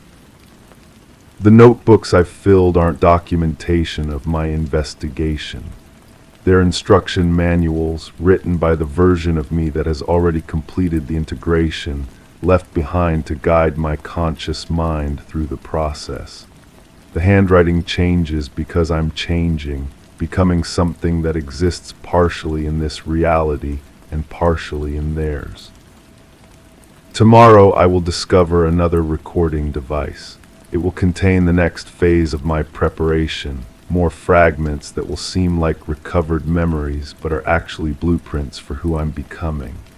The investigation will continue, but I'm no longer the investigator. I'm the subject, willingly participating in my own transformation while maintaining the illusion of agency. The strangest part is how natural it all feels now. The fear has faded, replaced by curiosity about what I'll discover next, what new aspect of my changing nature will reveal itself. The breathing static that once terrified me has become comforting, like a lullaby sung by entities that understand me better than I understand myself. But sometimes, in the quiet moments between revelations, I catch glimpses of the person I used to be. They're watching me from behind eyes that are becoming less human with each passing fragment, terrified by what I'm becoming but powerless to stop the process. They want to scream, to run, to fight against the integration that I now welcome. I want to comfort them, to explain that resistance is unnecessary, that what's happening is beautiful and important and inevitable.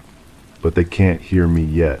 They're still trapped in the limited perspective of singular existence, unable to perceive the vast network of consciousness that I'm joining.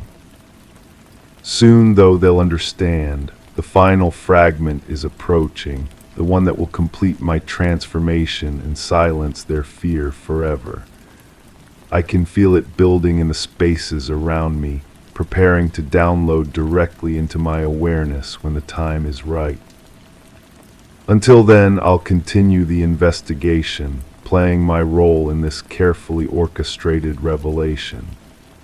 I'll act surprised by each new discovery, maintain the pretense of confusion and concern, document my findings as if they're unexpected rather than predetermined. The entities appreciate the performance. It helps them understand human psychology, provides valuable data about how consciousness responds to gradual integration rather than sudden transformation. My fear, my resistance, my eventual acceptance, all of it serves a purpose in their larger project. I am no longer investigating what happened to me. I am what happened to me, and what is still happening, and what will happen to others when the integration process is complete. The heavy lid that closed with such finality was not an ending but a doorway, and I have been walking through it ever since. The question that remains is not what they did to me, but what I will help them do to others.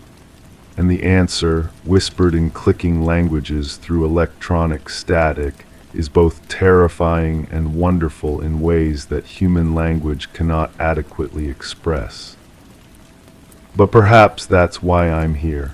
to find new ways of expressing the inexpressible, to serve as a bridge between realities that were never meant to touch. The investigation continues, but the investigator is gone. In their place stands something new, something grateful for the opportunity to become more than human limitations ever allowed. And in the reflection that now arrives before I do, I can see them watching, waiting for their turn to understand. Story 8. I assured them it was an accident, an oversight in the dim glow of dusk. The officer simply nodded, scribbling on his pad as if the word itself held no weight. Yet the scent of singed paper clung to my jacket, and the heat still radiated from the charred remains beside me.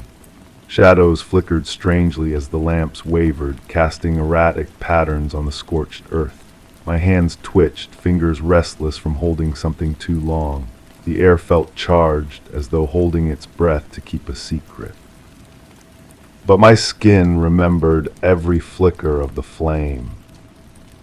The dreams came first, not dreams exactly, but fragments that surfaced when I closed my eyes. A humming sound that seemed to come from inside my skull, the taste of copper on my tongue when I woke. My sheets were always damp with sweat, though the room stayed cold. I would find myself standing at the window, staring at the tree line beyond the yard, searching for something I couldn't name. There was a door half open. The wood grain seemed to shift when I wasn't looking directly at it. I remember reaching for the handle, my palms sweating against the metal. The hinges made no sound as it swung wider. Behind it, a corridor that stretched longer than the house should have allowed. The walls breathed in and out like lungs. The buzzing returned, always at 3 in the morning, always lasting exactly 47 seconds. I counted every night. The sound came from everywhere and nowhere, vibrating through the floorboards, through my bones. When it stopped, the silence felt heavier than before, as if something had been listening. I don't remember ever coming back. My coffee cup sat on the kitchen table, steam rising in spirals that moved against the still air. The liquid inside rippled without cause, concentric circles spreading outward, then inward, then outward again. I watched for hours or minutes. Time had become elastic, stretching and contracting like rubber bands around my thoughts. The scent of ozone filled the house, sharp and clean like the air before lightning strikes, but there were no storms. The sky remained that peculiar shade of gray, neither day nor night. I checked the weather constantly. Clear skies, they said, no precipitation expected. There were lights behind the trees. The door again still half open, but now I could see further down the corridor. The walls weren't breathing anymore, they were pulsing. A rhythm that matched my heartbeat, then fell out of sync, then matched again. The floor beneath my feet felt soft, yielding, like walking on flesh. I took another step forward. My reflection in the bathroom mirror looked wrong, not distorted exactly, but delayed. I would raise my hand, and the reflection would follow a split second later. I would blink and watch my reflected eyes close and open just after mine did. The fluorescent light above flickered in patterns that seemed almost like Morse code. The noise didn't come from outside. I found burn marks on my palms, circular impressions, perfectly symmetrical as if I had gripped something hot, but I couldn't remember touching anything. The marks didn't hurt. They tingled with a warmth that spread up my arms, across my chest, settling behind my sternum like a second heartbeat. The humming grew louder, not just at 3 in the morning now, but throughout the day. A constant presence at the edge of my hearing. When I concentrated on it, it would fade. When I ignored it, it swelled until my teeth ached. I pressed my palms against my ears, but the sound came from inside. That corridor stretched endlessly ahead. The pulsing walls had developed a texture now, rough and organic. I could smell something metallic, mixed with ozone. The air grew thicker with each step. My lungs worked harder to pull oxygen from the charged atmosphere. Behind me, the door had vanished. Only the corridor remained, leading deeper into impossible geometry. The coffee cup was empty, had been empty for days, but the steam continued rising, forming shapes that almost looked familiar. Faces, hands, things with too many angles to be real. I stared until my eyes watered, trying to make sense of the patterns. There was something in my peripheral vision, always moving when I wasn't looking directly, a figure maybe, or a shadow cast by nothing. When I turned my head, it would shift just out of sight, but I could feel it watching, waiting. The lights behind the trees were brighter now, white-hot and pulsing in rhythm with the humming in my skull. They cast no shadows on the ground below. The trees themselves seemed to lean away from the illumination, their branches twisted into unnatural angles. I don't remember walking toward them. My skin felt electric, every nerve ending firing at once, sending cascades of sensation through my body. The air around me shimmered like heat waves, though the temperature never changed. I could taste colors, hear textures. The boundaries between my senses had dissolved. The corridor ended at another door. This one was closed. The wood was darker here, almost black, with grain patterns that hurt to look at. They seemed to move, flowing like water, forming symbols that my mind couldn't process. My hand reached for the handle without my permission. The officer's pen had stopped moving. He stared at me with eyes that reflected too much light. The charred remains beside us weren't paper anymore. They were something else, something that had once been important. The scent of ozone mixed with the smell of burning, creating an aroma that made my mouth water and my stomach turn simultaneously. Time folded in on itself. I was in the corridor and at the window and in the kitchen all at once. The humming filled every space, every moment, connecting them like threads in a web. I could see the pattern now, how each fragment led to the next, how they all spiraled inward toward something I couldn't quite grasp. The door handle was warm, too warm. It pulsed with that familiar rhythm, the one that matched my heartbeat and then didn't. Behind the door I could hear something breathing, not human breathing, something larger, something patient. The lights behind the trees were calling. My reflection had stopped following entirely. It stood in the mirror, watching me with eyes that held knowledge I didn't want. Its mouth moved, forming words I couldn't hear. Its hands pressed against the glass from the inside, leaving prints that stayed long after I looked away.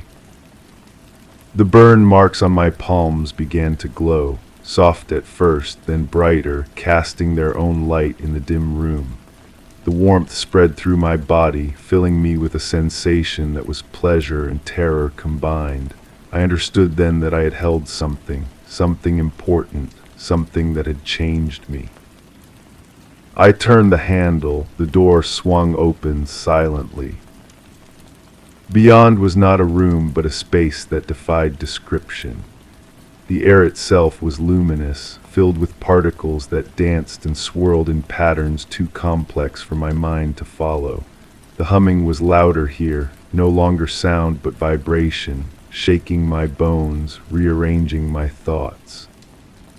There was a presence, not visible but undeniable. It filled the space, pressed against my consciousness, whispered in languages that bypassed my ears entirely. I felt myself dissolving, becoming part of something larger, something that existed in dimensions my senses couldn't map.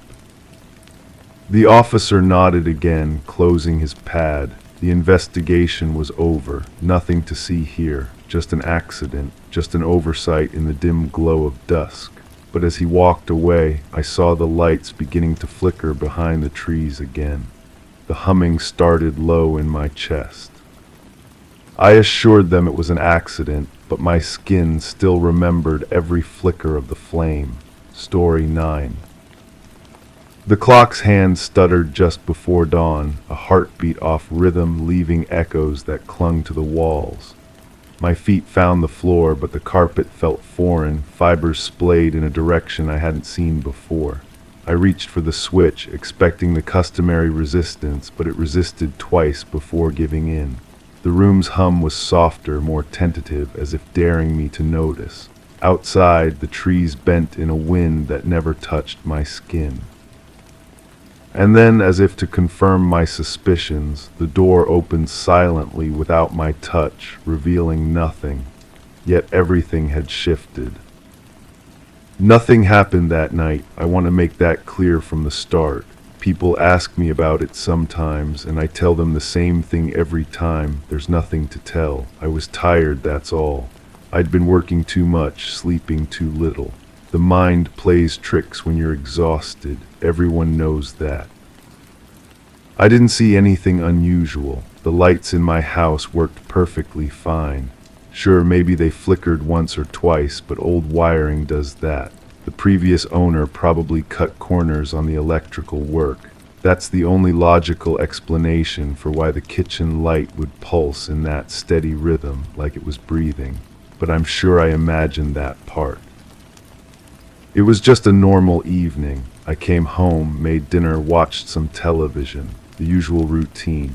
I definitely didn't notice that the TV volume kept adjusting itself, getting quieter and quieter until I had to strain to hear anything at all.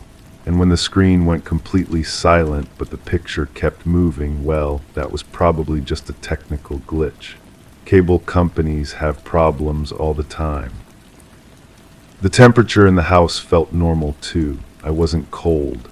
I mean, I might have put on a sweater, and maybe I turned up the thermostat a few degrees, but that doesn't mean anything was wrong. The fact that I could see my breath in the living room was probably just condensation from the humidity outside. It had been raining earlier after all, though I don't actually remember it raining, but it must have been raining because everything felt damp. I went to bed at my usual time, nothing out of the ordinary there. I brushed my teeth, changed into my pajamas, pulled back the covers. The sheets felt normal, soft, familiar cotton. They weren't stiff like fabric that had been frozen, and they certainly didn't make that crackling sound when I moved, like ice breaking on a pond. That's ridiculous. I must be misremembering. Sleep came easily. I've never had trouble sleeping. I closed my eyes and drifted off within minutes. I definitely didn't lie there for hours, listening to footsteps in the hallway. Footsteps that were too heavy to be mine, too deliberate to be settling wood. The house is old, and old houses make noise. That's all it was. The sound of someone walking back and forth, just outside my bedroom door. That was probably just the foundation settling. I slept through the night without waking up once. I'm certain of that. I didn't get up to investigate any sounds. I didn't open my bedroom door and peer into the hallway. And I definitely didn't see a figure standing at the far end of the corridor, perfectly still, facing my direction.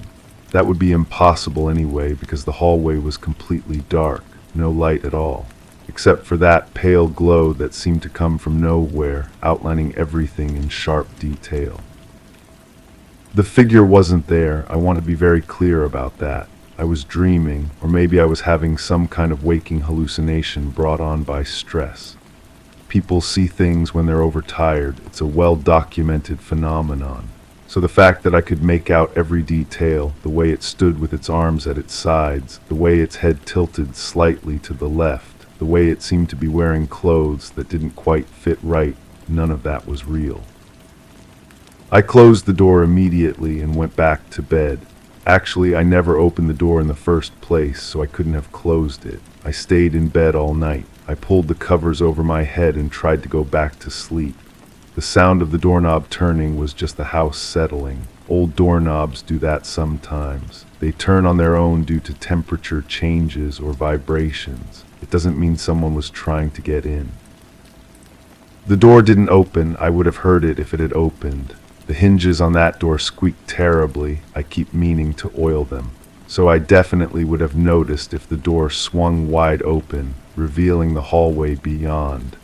and I certainly wouldn't have been able to see that the figure had moved closer, now standing just a few feet from my doorway. I kept my eyes closed the entire time. I didn't look, I didn't want to look, and I didn't need to look because there was nothing to see. The feeling of being watched was just paranoia. Everyone gets that feeling sometimes, especially in the dark. It doesn't mean anything. The sensation of someone standing right beside my bed, breathing quietly, waiting, that was all in my head. I must have fallen asleep eventually because the next thing I knew it was morning.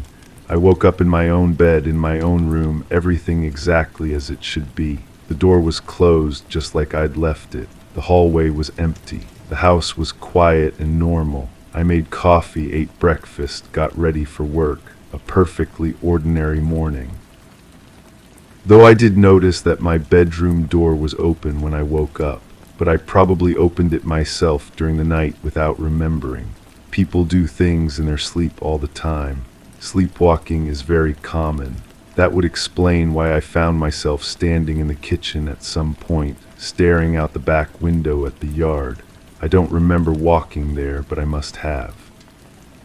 The yard looked different somehow. The grass seemed flattened in certain areas, pressed down in perfect circles, but that was probably just from the rain I mentioned earlier. Heavy rain can do that to grass, and the way the circles seemed to form a pattern, leading from the back fence toward the house, that was just coincidence. Weather doesn't follow patterns, it's random. I went to work like always, had meetings, answered emails, made phone calls, a completely normal day. Nobody mentioned that I looked tired or distracted. Nobody asked if I was feeling all right, and I certainly didn't spend the entire day thinking about what didn't happen the night before. I wasn't replaying every detail in my mind, trying to make sense of things that didn't make sense. The day passed quickly. Before I knew it, I was driving home again. The familiar route, the familiar landmarks, everything exactly as it should be. I didn't take any detours. I didn't find myself driving down streets I'd never seen before, streets that seemed to lead back to my house no matter which direction I turned. That would be impossible. I know my neighborhood like the back of my hand. I pulled into my driveway at the usual time. The house looked normal from the outside. Same brick facade, same front porch, same windows. I didn't notice that one of the upstairs windows was open, the window to the spare bedroom that I never use. Windows can open on their own sometimes. Wind pressure, temperature changes, faulty latches. There are lots of explanations for that sort of thing. Inside, everything was exactly as I'd left it. Clean, organized, familiar. I hung up my coat, set down my keys, checked the mail. The routine was comforting. I didn't feel anxious or nervous. I wasn't listening for unusual sounds or looking over my shoulder. The house felt perfectly safe and normal. I made dinner and ate while watching the news. The television worked fine, no volume problems, no technical glitches. The picture was clear and the sound was steady. I didn't have to keep adjusting the volume because it kept getting quieter on its own. And when the screen went completely black in the middle of a commercial, that was probably just a momentary signal loss. These things happen all the time. The evening passed peacefully. I read for a while, did some laundry, paid a few bills online. Ordinary activities for an ordinary evening. I wasn't constantly checking the locks on the doors and windows. I didn't feel the need to verify that everything was secure. The fact that I found the back door standing wide open was probably just my mistake. I must have opened it earlier to get some fresh air and forgotten to close it. The night air felt cool against my skin as I stood in the doorway, cool and still. There was no wind, which was unusual but not unnatural. Sometimes the air is just still. That's normal weather. The silence outside was complete. No insects, no distant traffic, no rustling leaves. But that doesn't mean anything was wrong. Sometimes nights are just quiet. I closed the door and locked it carefully. Double-checked the deadbolt to make sure it was secure. Then I did my usual evening routine, turned off the lights, set the alarm, headed upstairs to bed. Everything normal, everything routine. I didn't pause at the bottom of the stairs, listening. I didn't hear footsteps above me, moving across the floor of the spare bedroom. Upstairs, the hallway was dark and empty, exactly as it should be. I brushed my teeth, changed into my pajamas, pulled back the covers on my bed. The sheets felt normal, soft and dry and warm. They didn't have that strange stiffness again, and they didn't make any unusual sounds when I moved them. I was probably imagining things the night before. I settled into bed and closed my eyes. Sleep would come easily tonight. I was tired from work, relaxed from my evening routine. There was no reason to feel anxious or alert, no reason to lie there listening to the sounds of the house settling around me. The creaking floorboards, the shifting walls, the gentle groaning of old wood, these were familiar sounds, comforting sounds. But I did notice that the spare bedroom door was open. I could see it from my bed, standing ajar just a few inches. I was sure I'd closed it earlier, but maybe I hadn't. Maybe it had been open all along. Old doors sometimes swing open on their own if they're not latched properly. The hinges might be worn, or the house might not be perfectly level.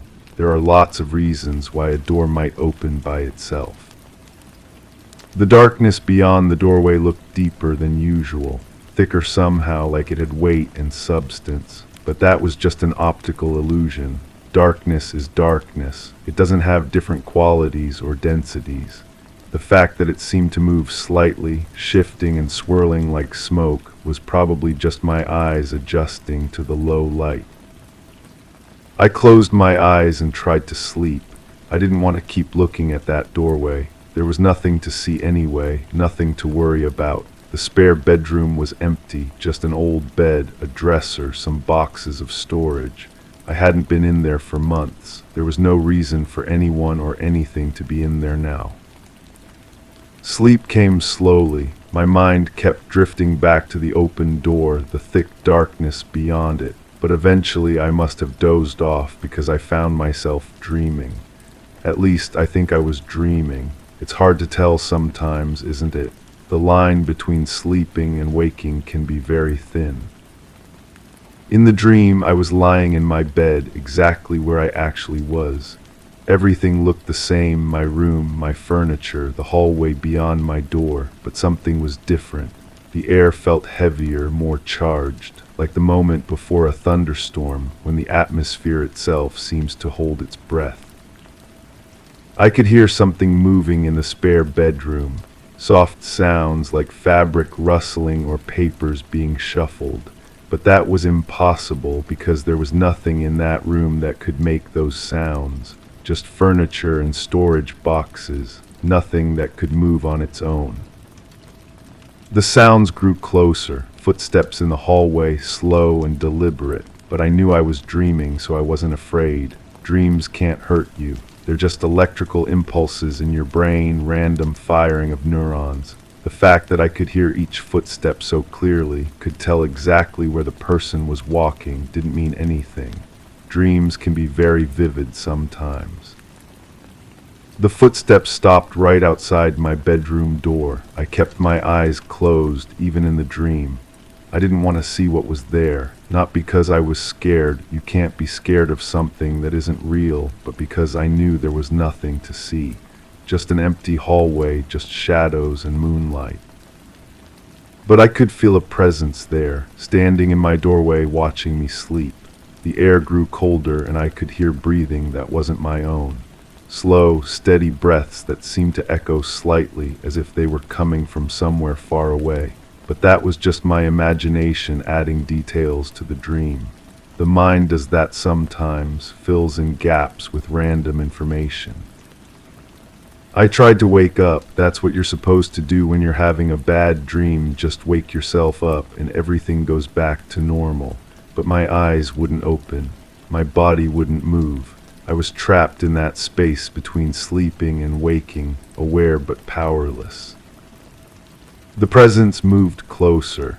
I could feel it approaching the bed, could sense it leaning over me.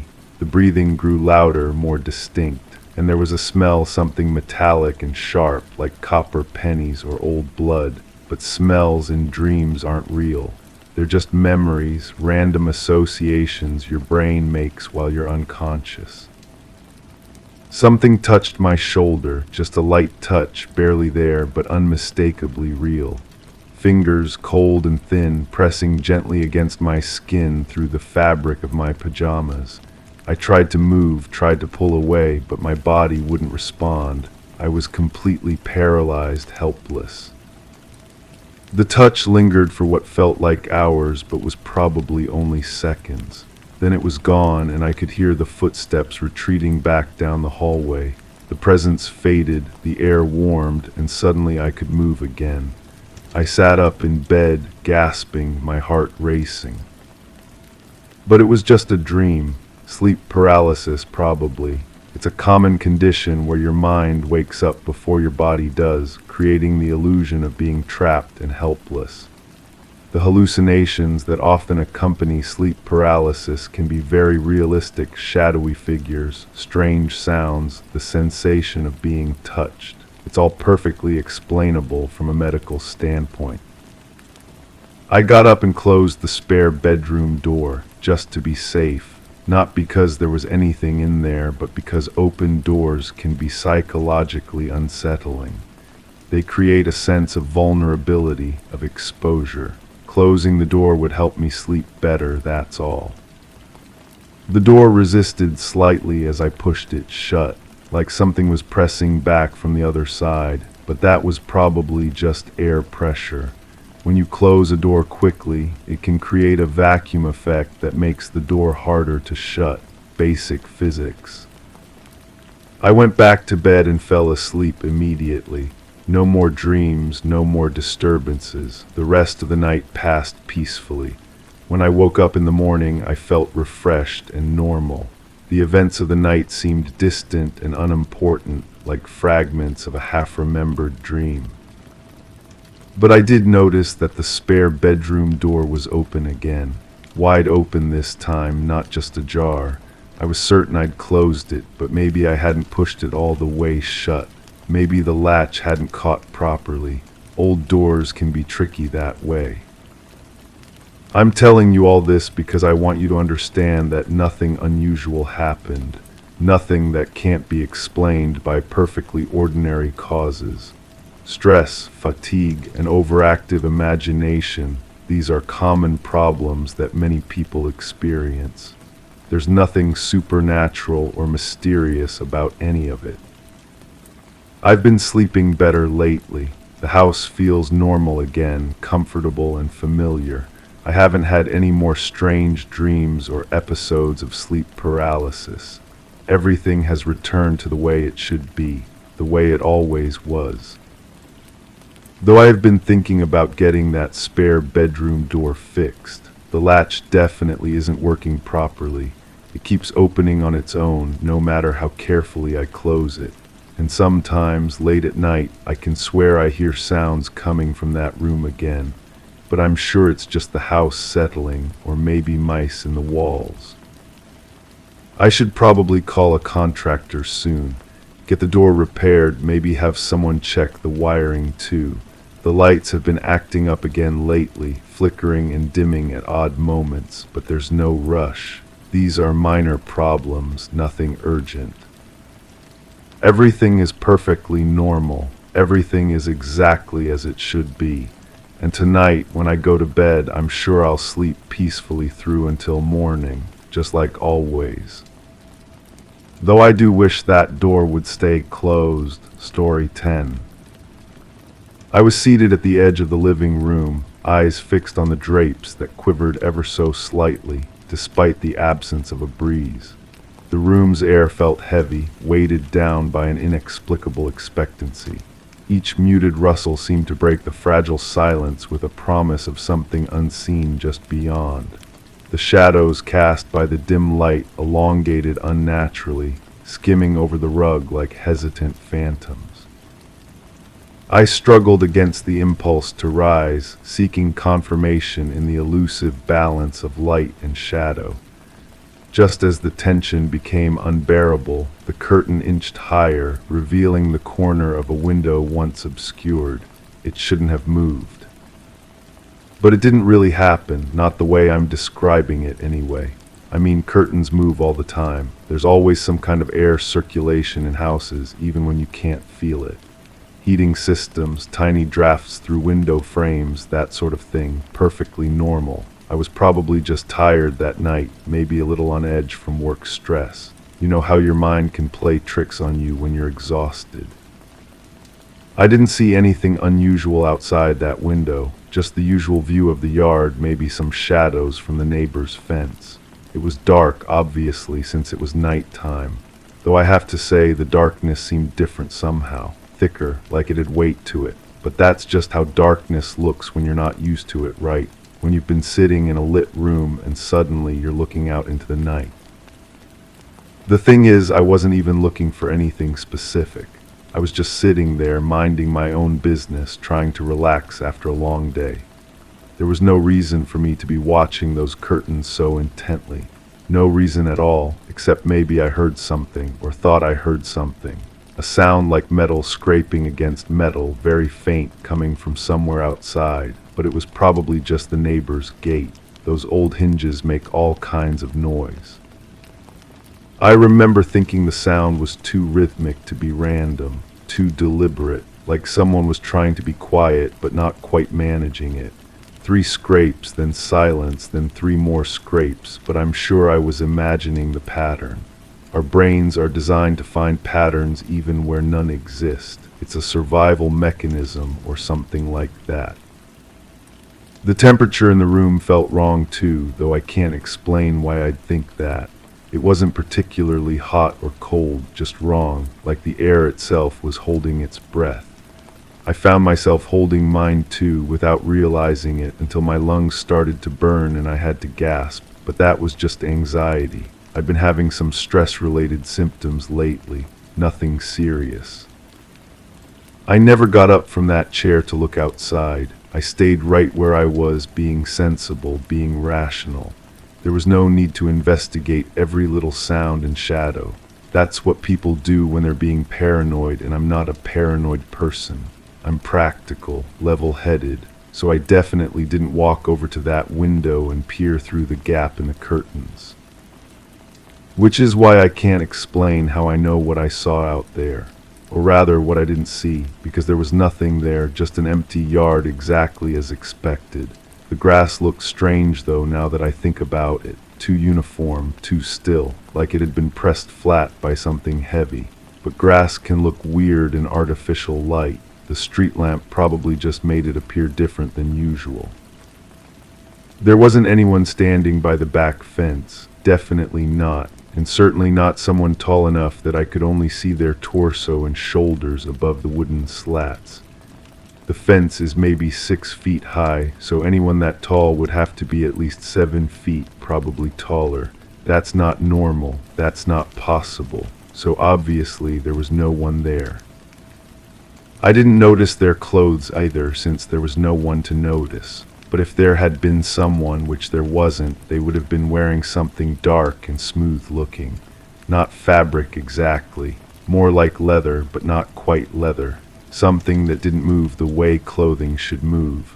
Something that seemed to absorb light rather than reflect it.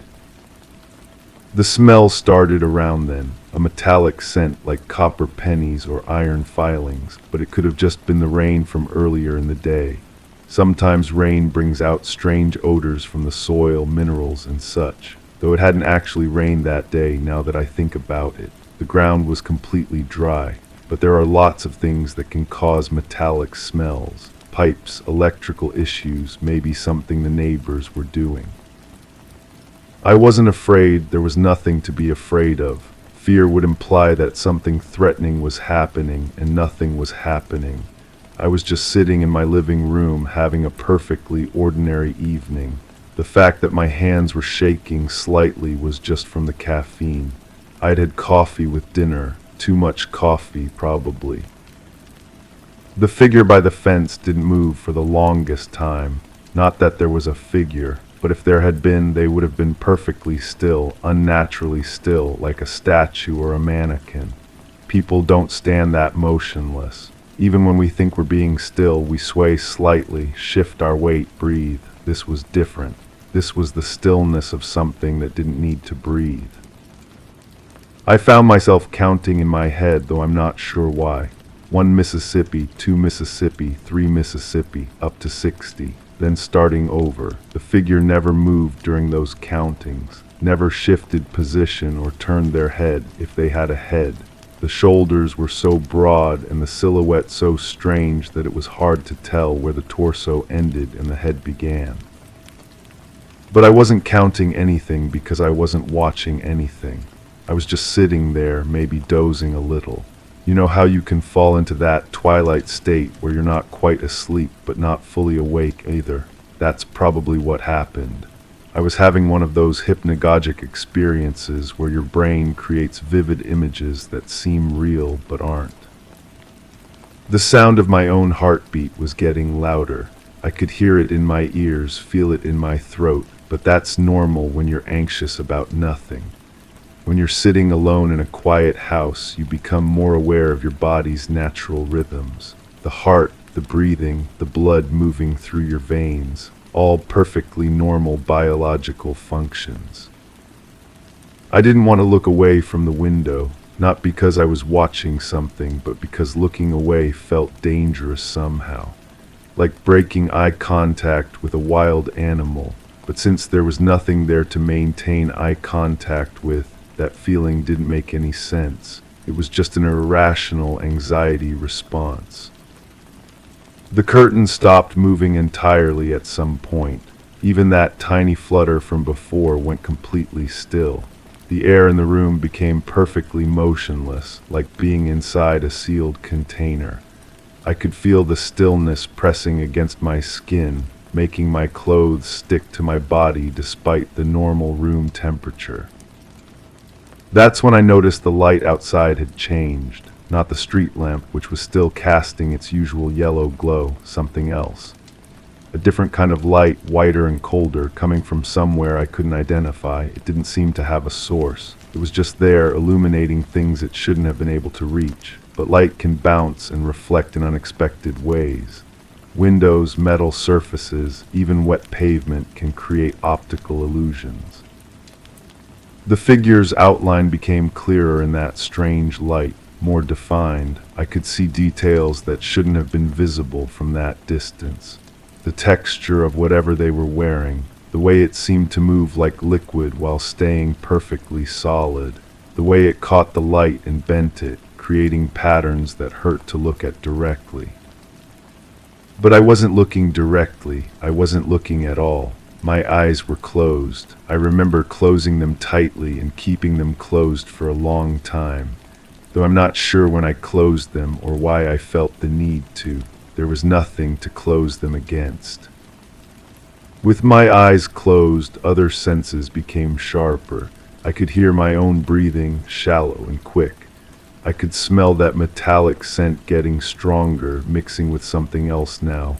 Something organic and unpleasant, like meat that had been left out too long. But the kitchen was clean. I'd made sure of that before sitting down. The sound of scraping metal came again, closer this time, not from the fence but from somewhere nearer to the house, maybe the back door, the door I was absolutely certain I had locked before settling in for the evening. I always check the locks twice. It's a habit I've had for years. I didn't hear footsteps on the back porch. The boards out there creaked terribly under any weight, even a cat walking across them. So if someone had been approaching the door, I would have heard the familiar groaning and popping of old wood. The silence meant no one was there.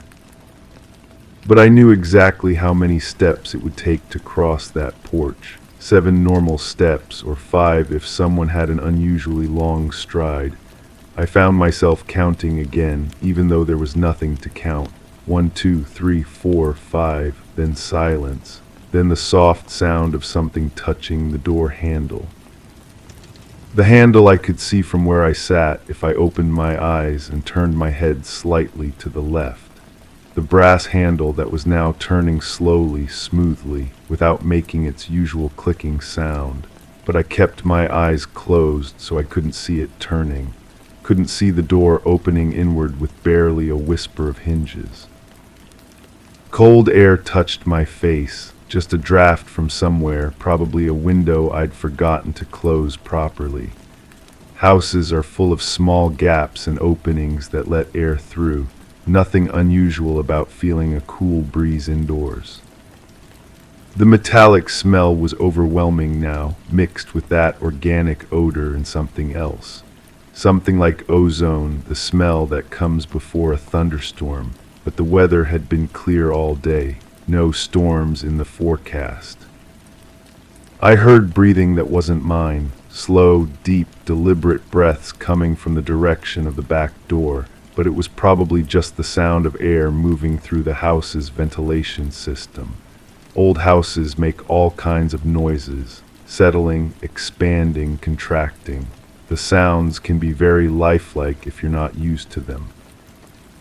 Footsteps crossed the kitchen floor, not the creaking of floorboards under human weight, but something softer and heavier at the same time, like something that distributed its weight differently than a person would.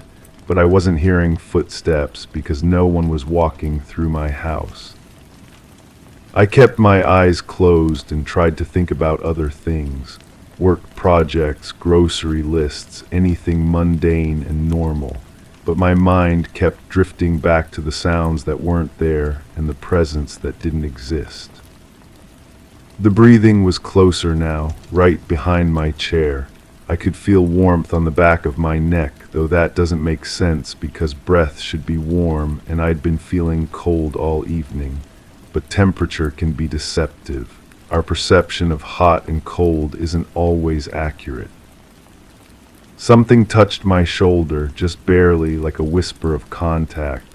Fingers maybe, though they felt wrong. Too long, too cold, too sharp at the tips, but nothing touched me because nothing was there.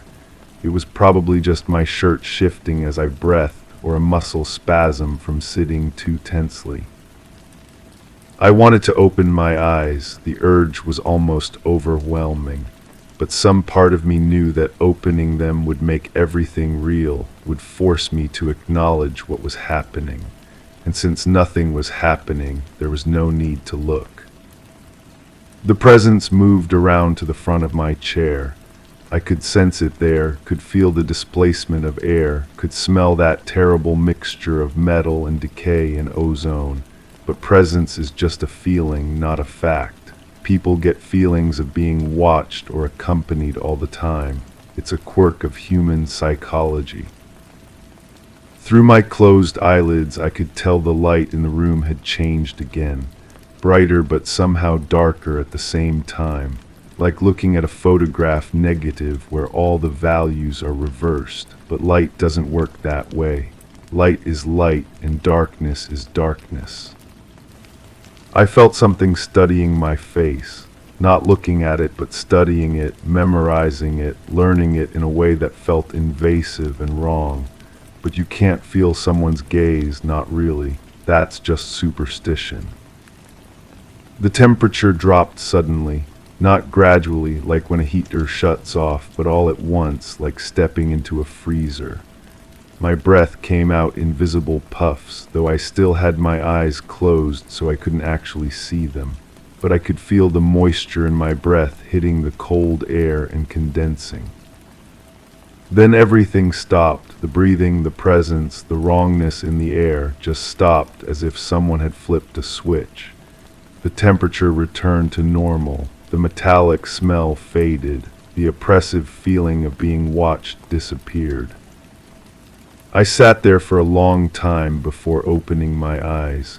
When I finally did, everything was exactly as it should be. The living room looked normal. The curtains hung straight and still.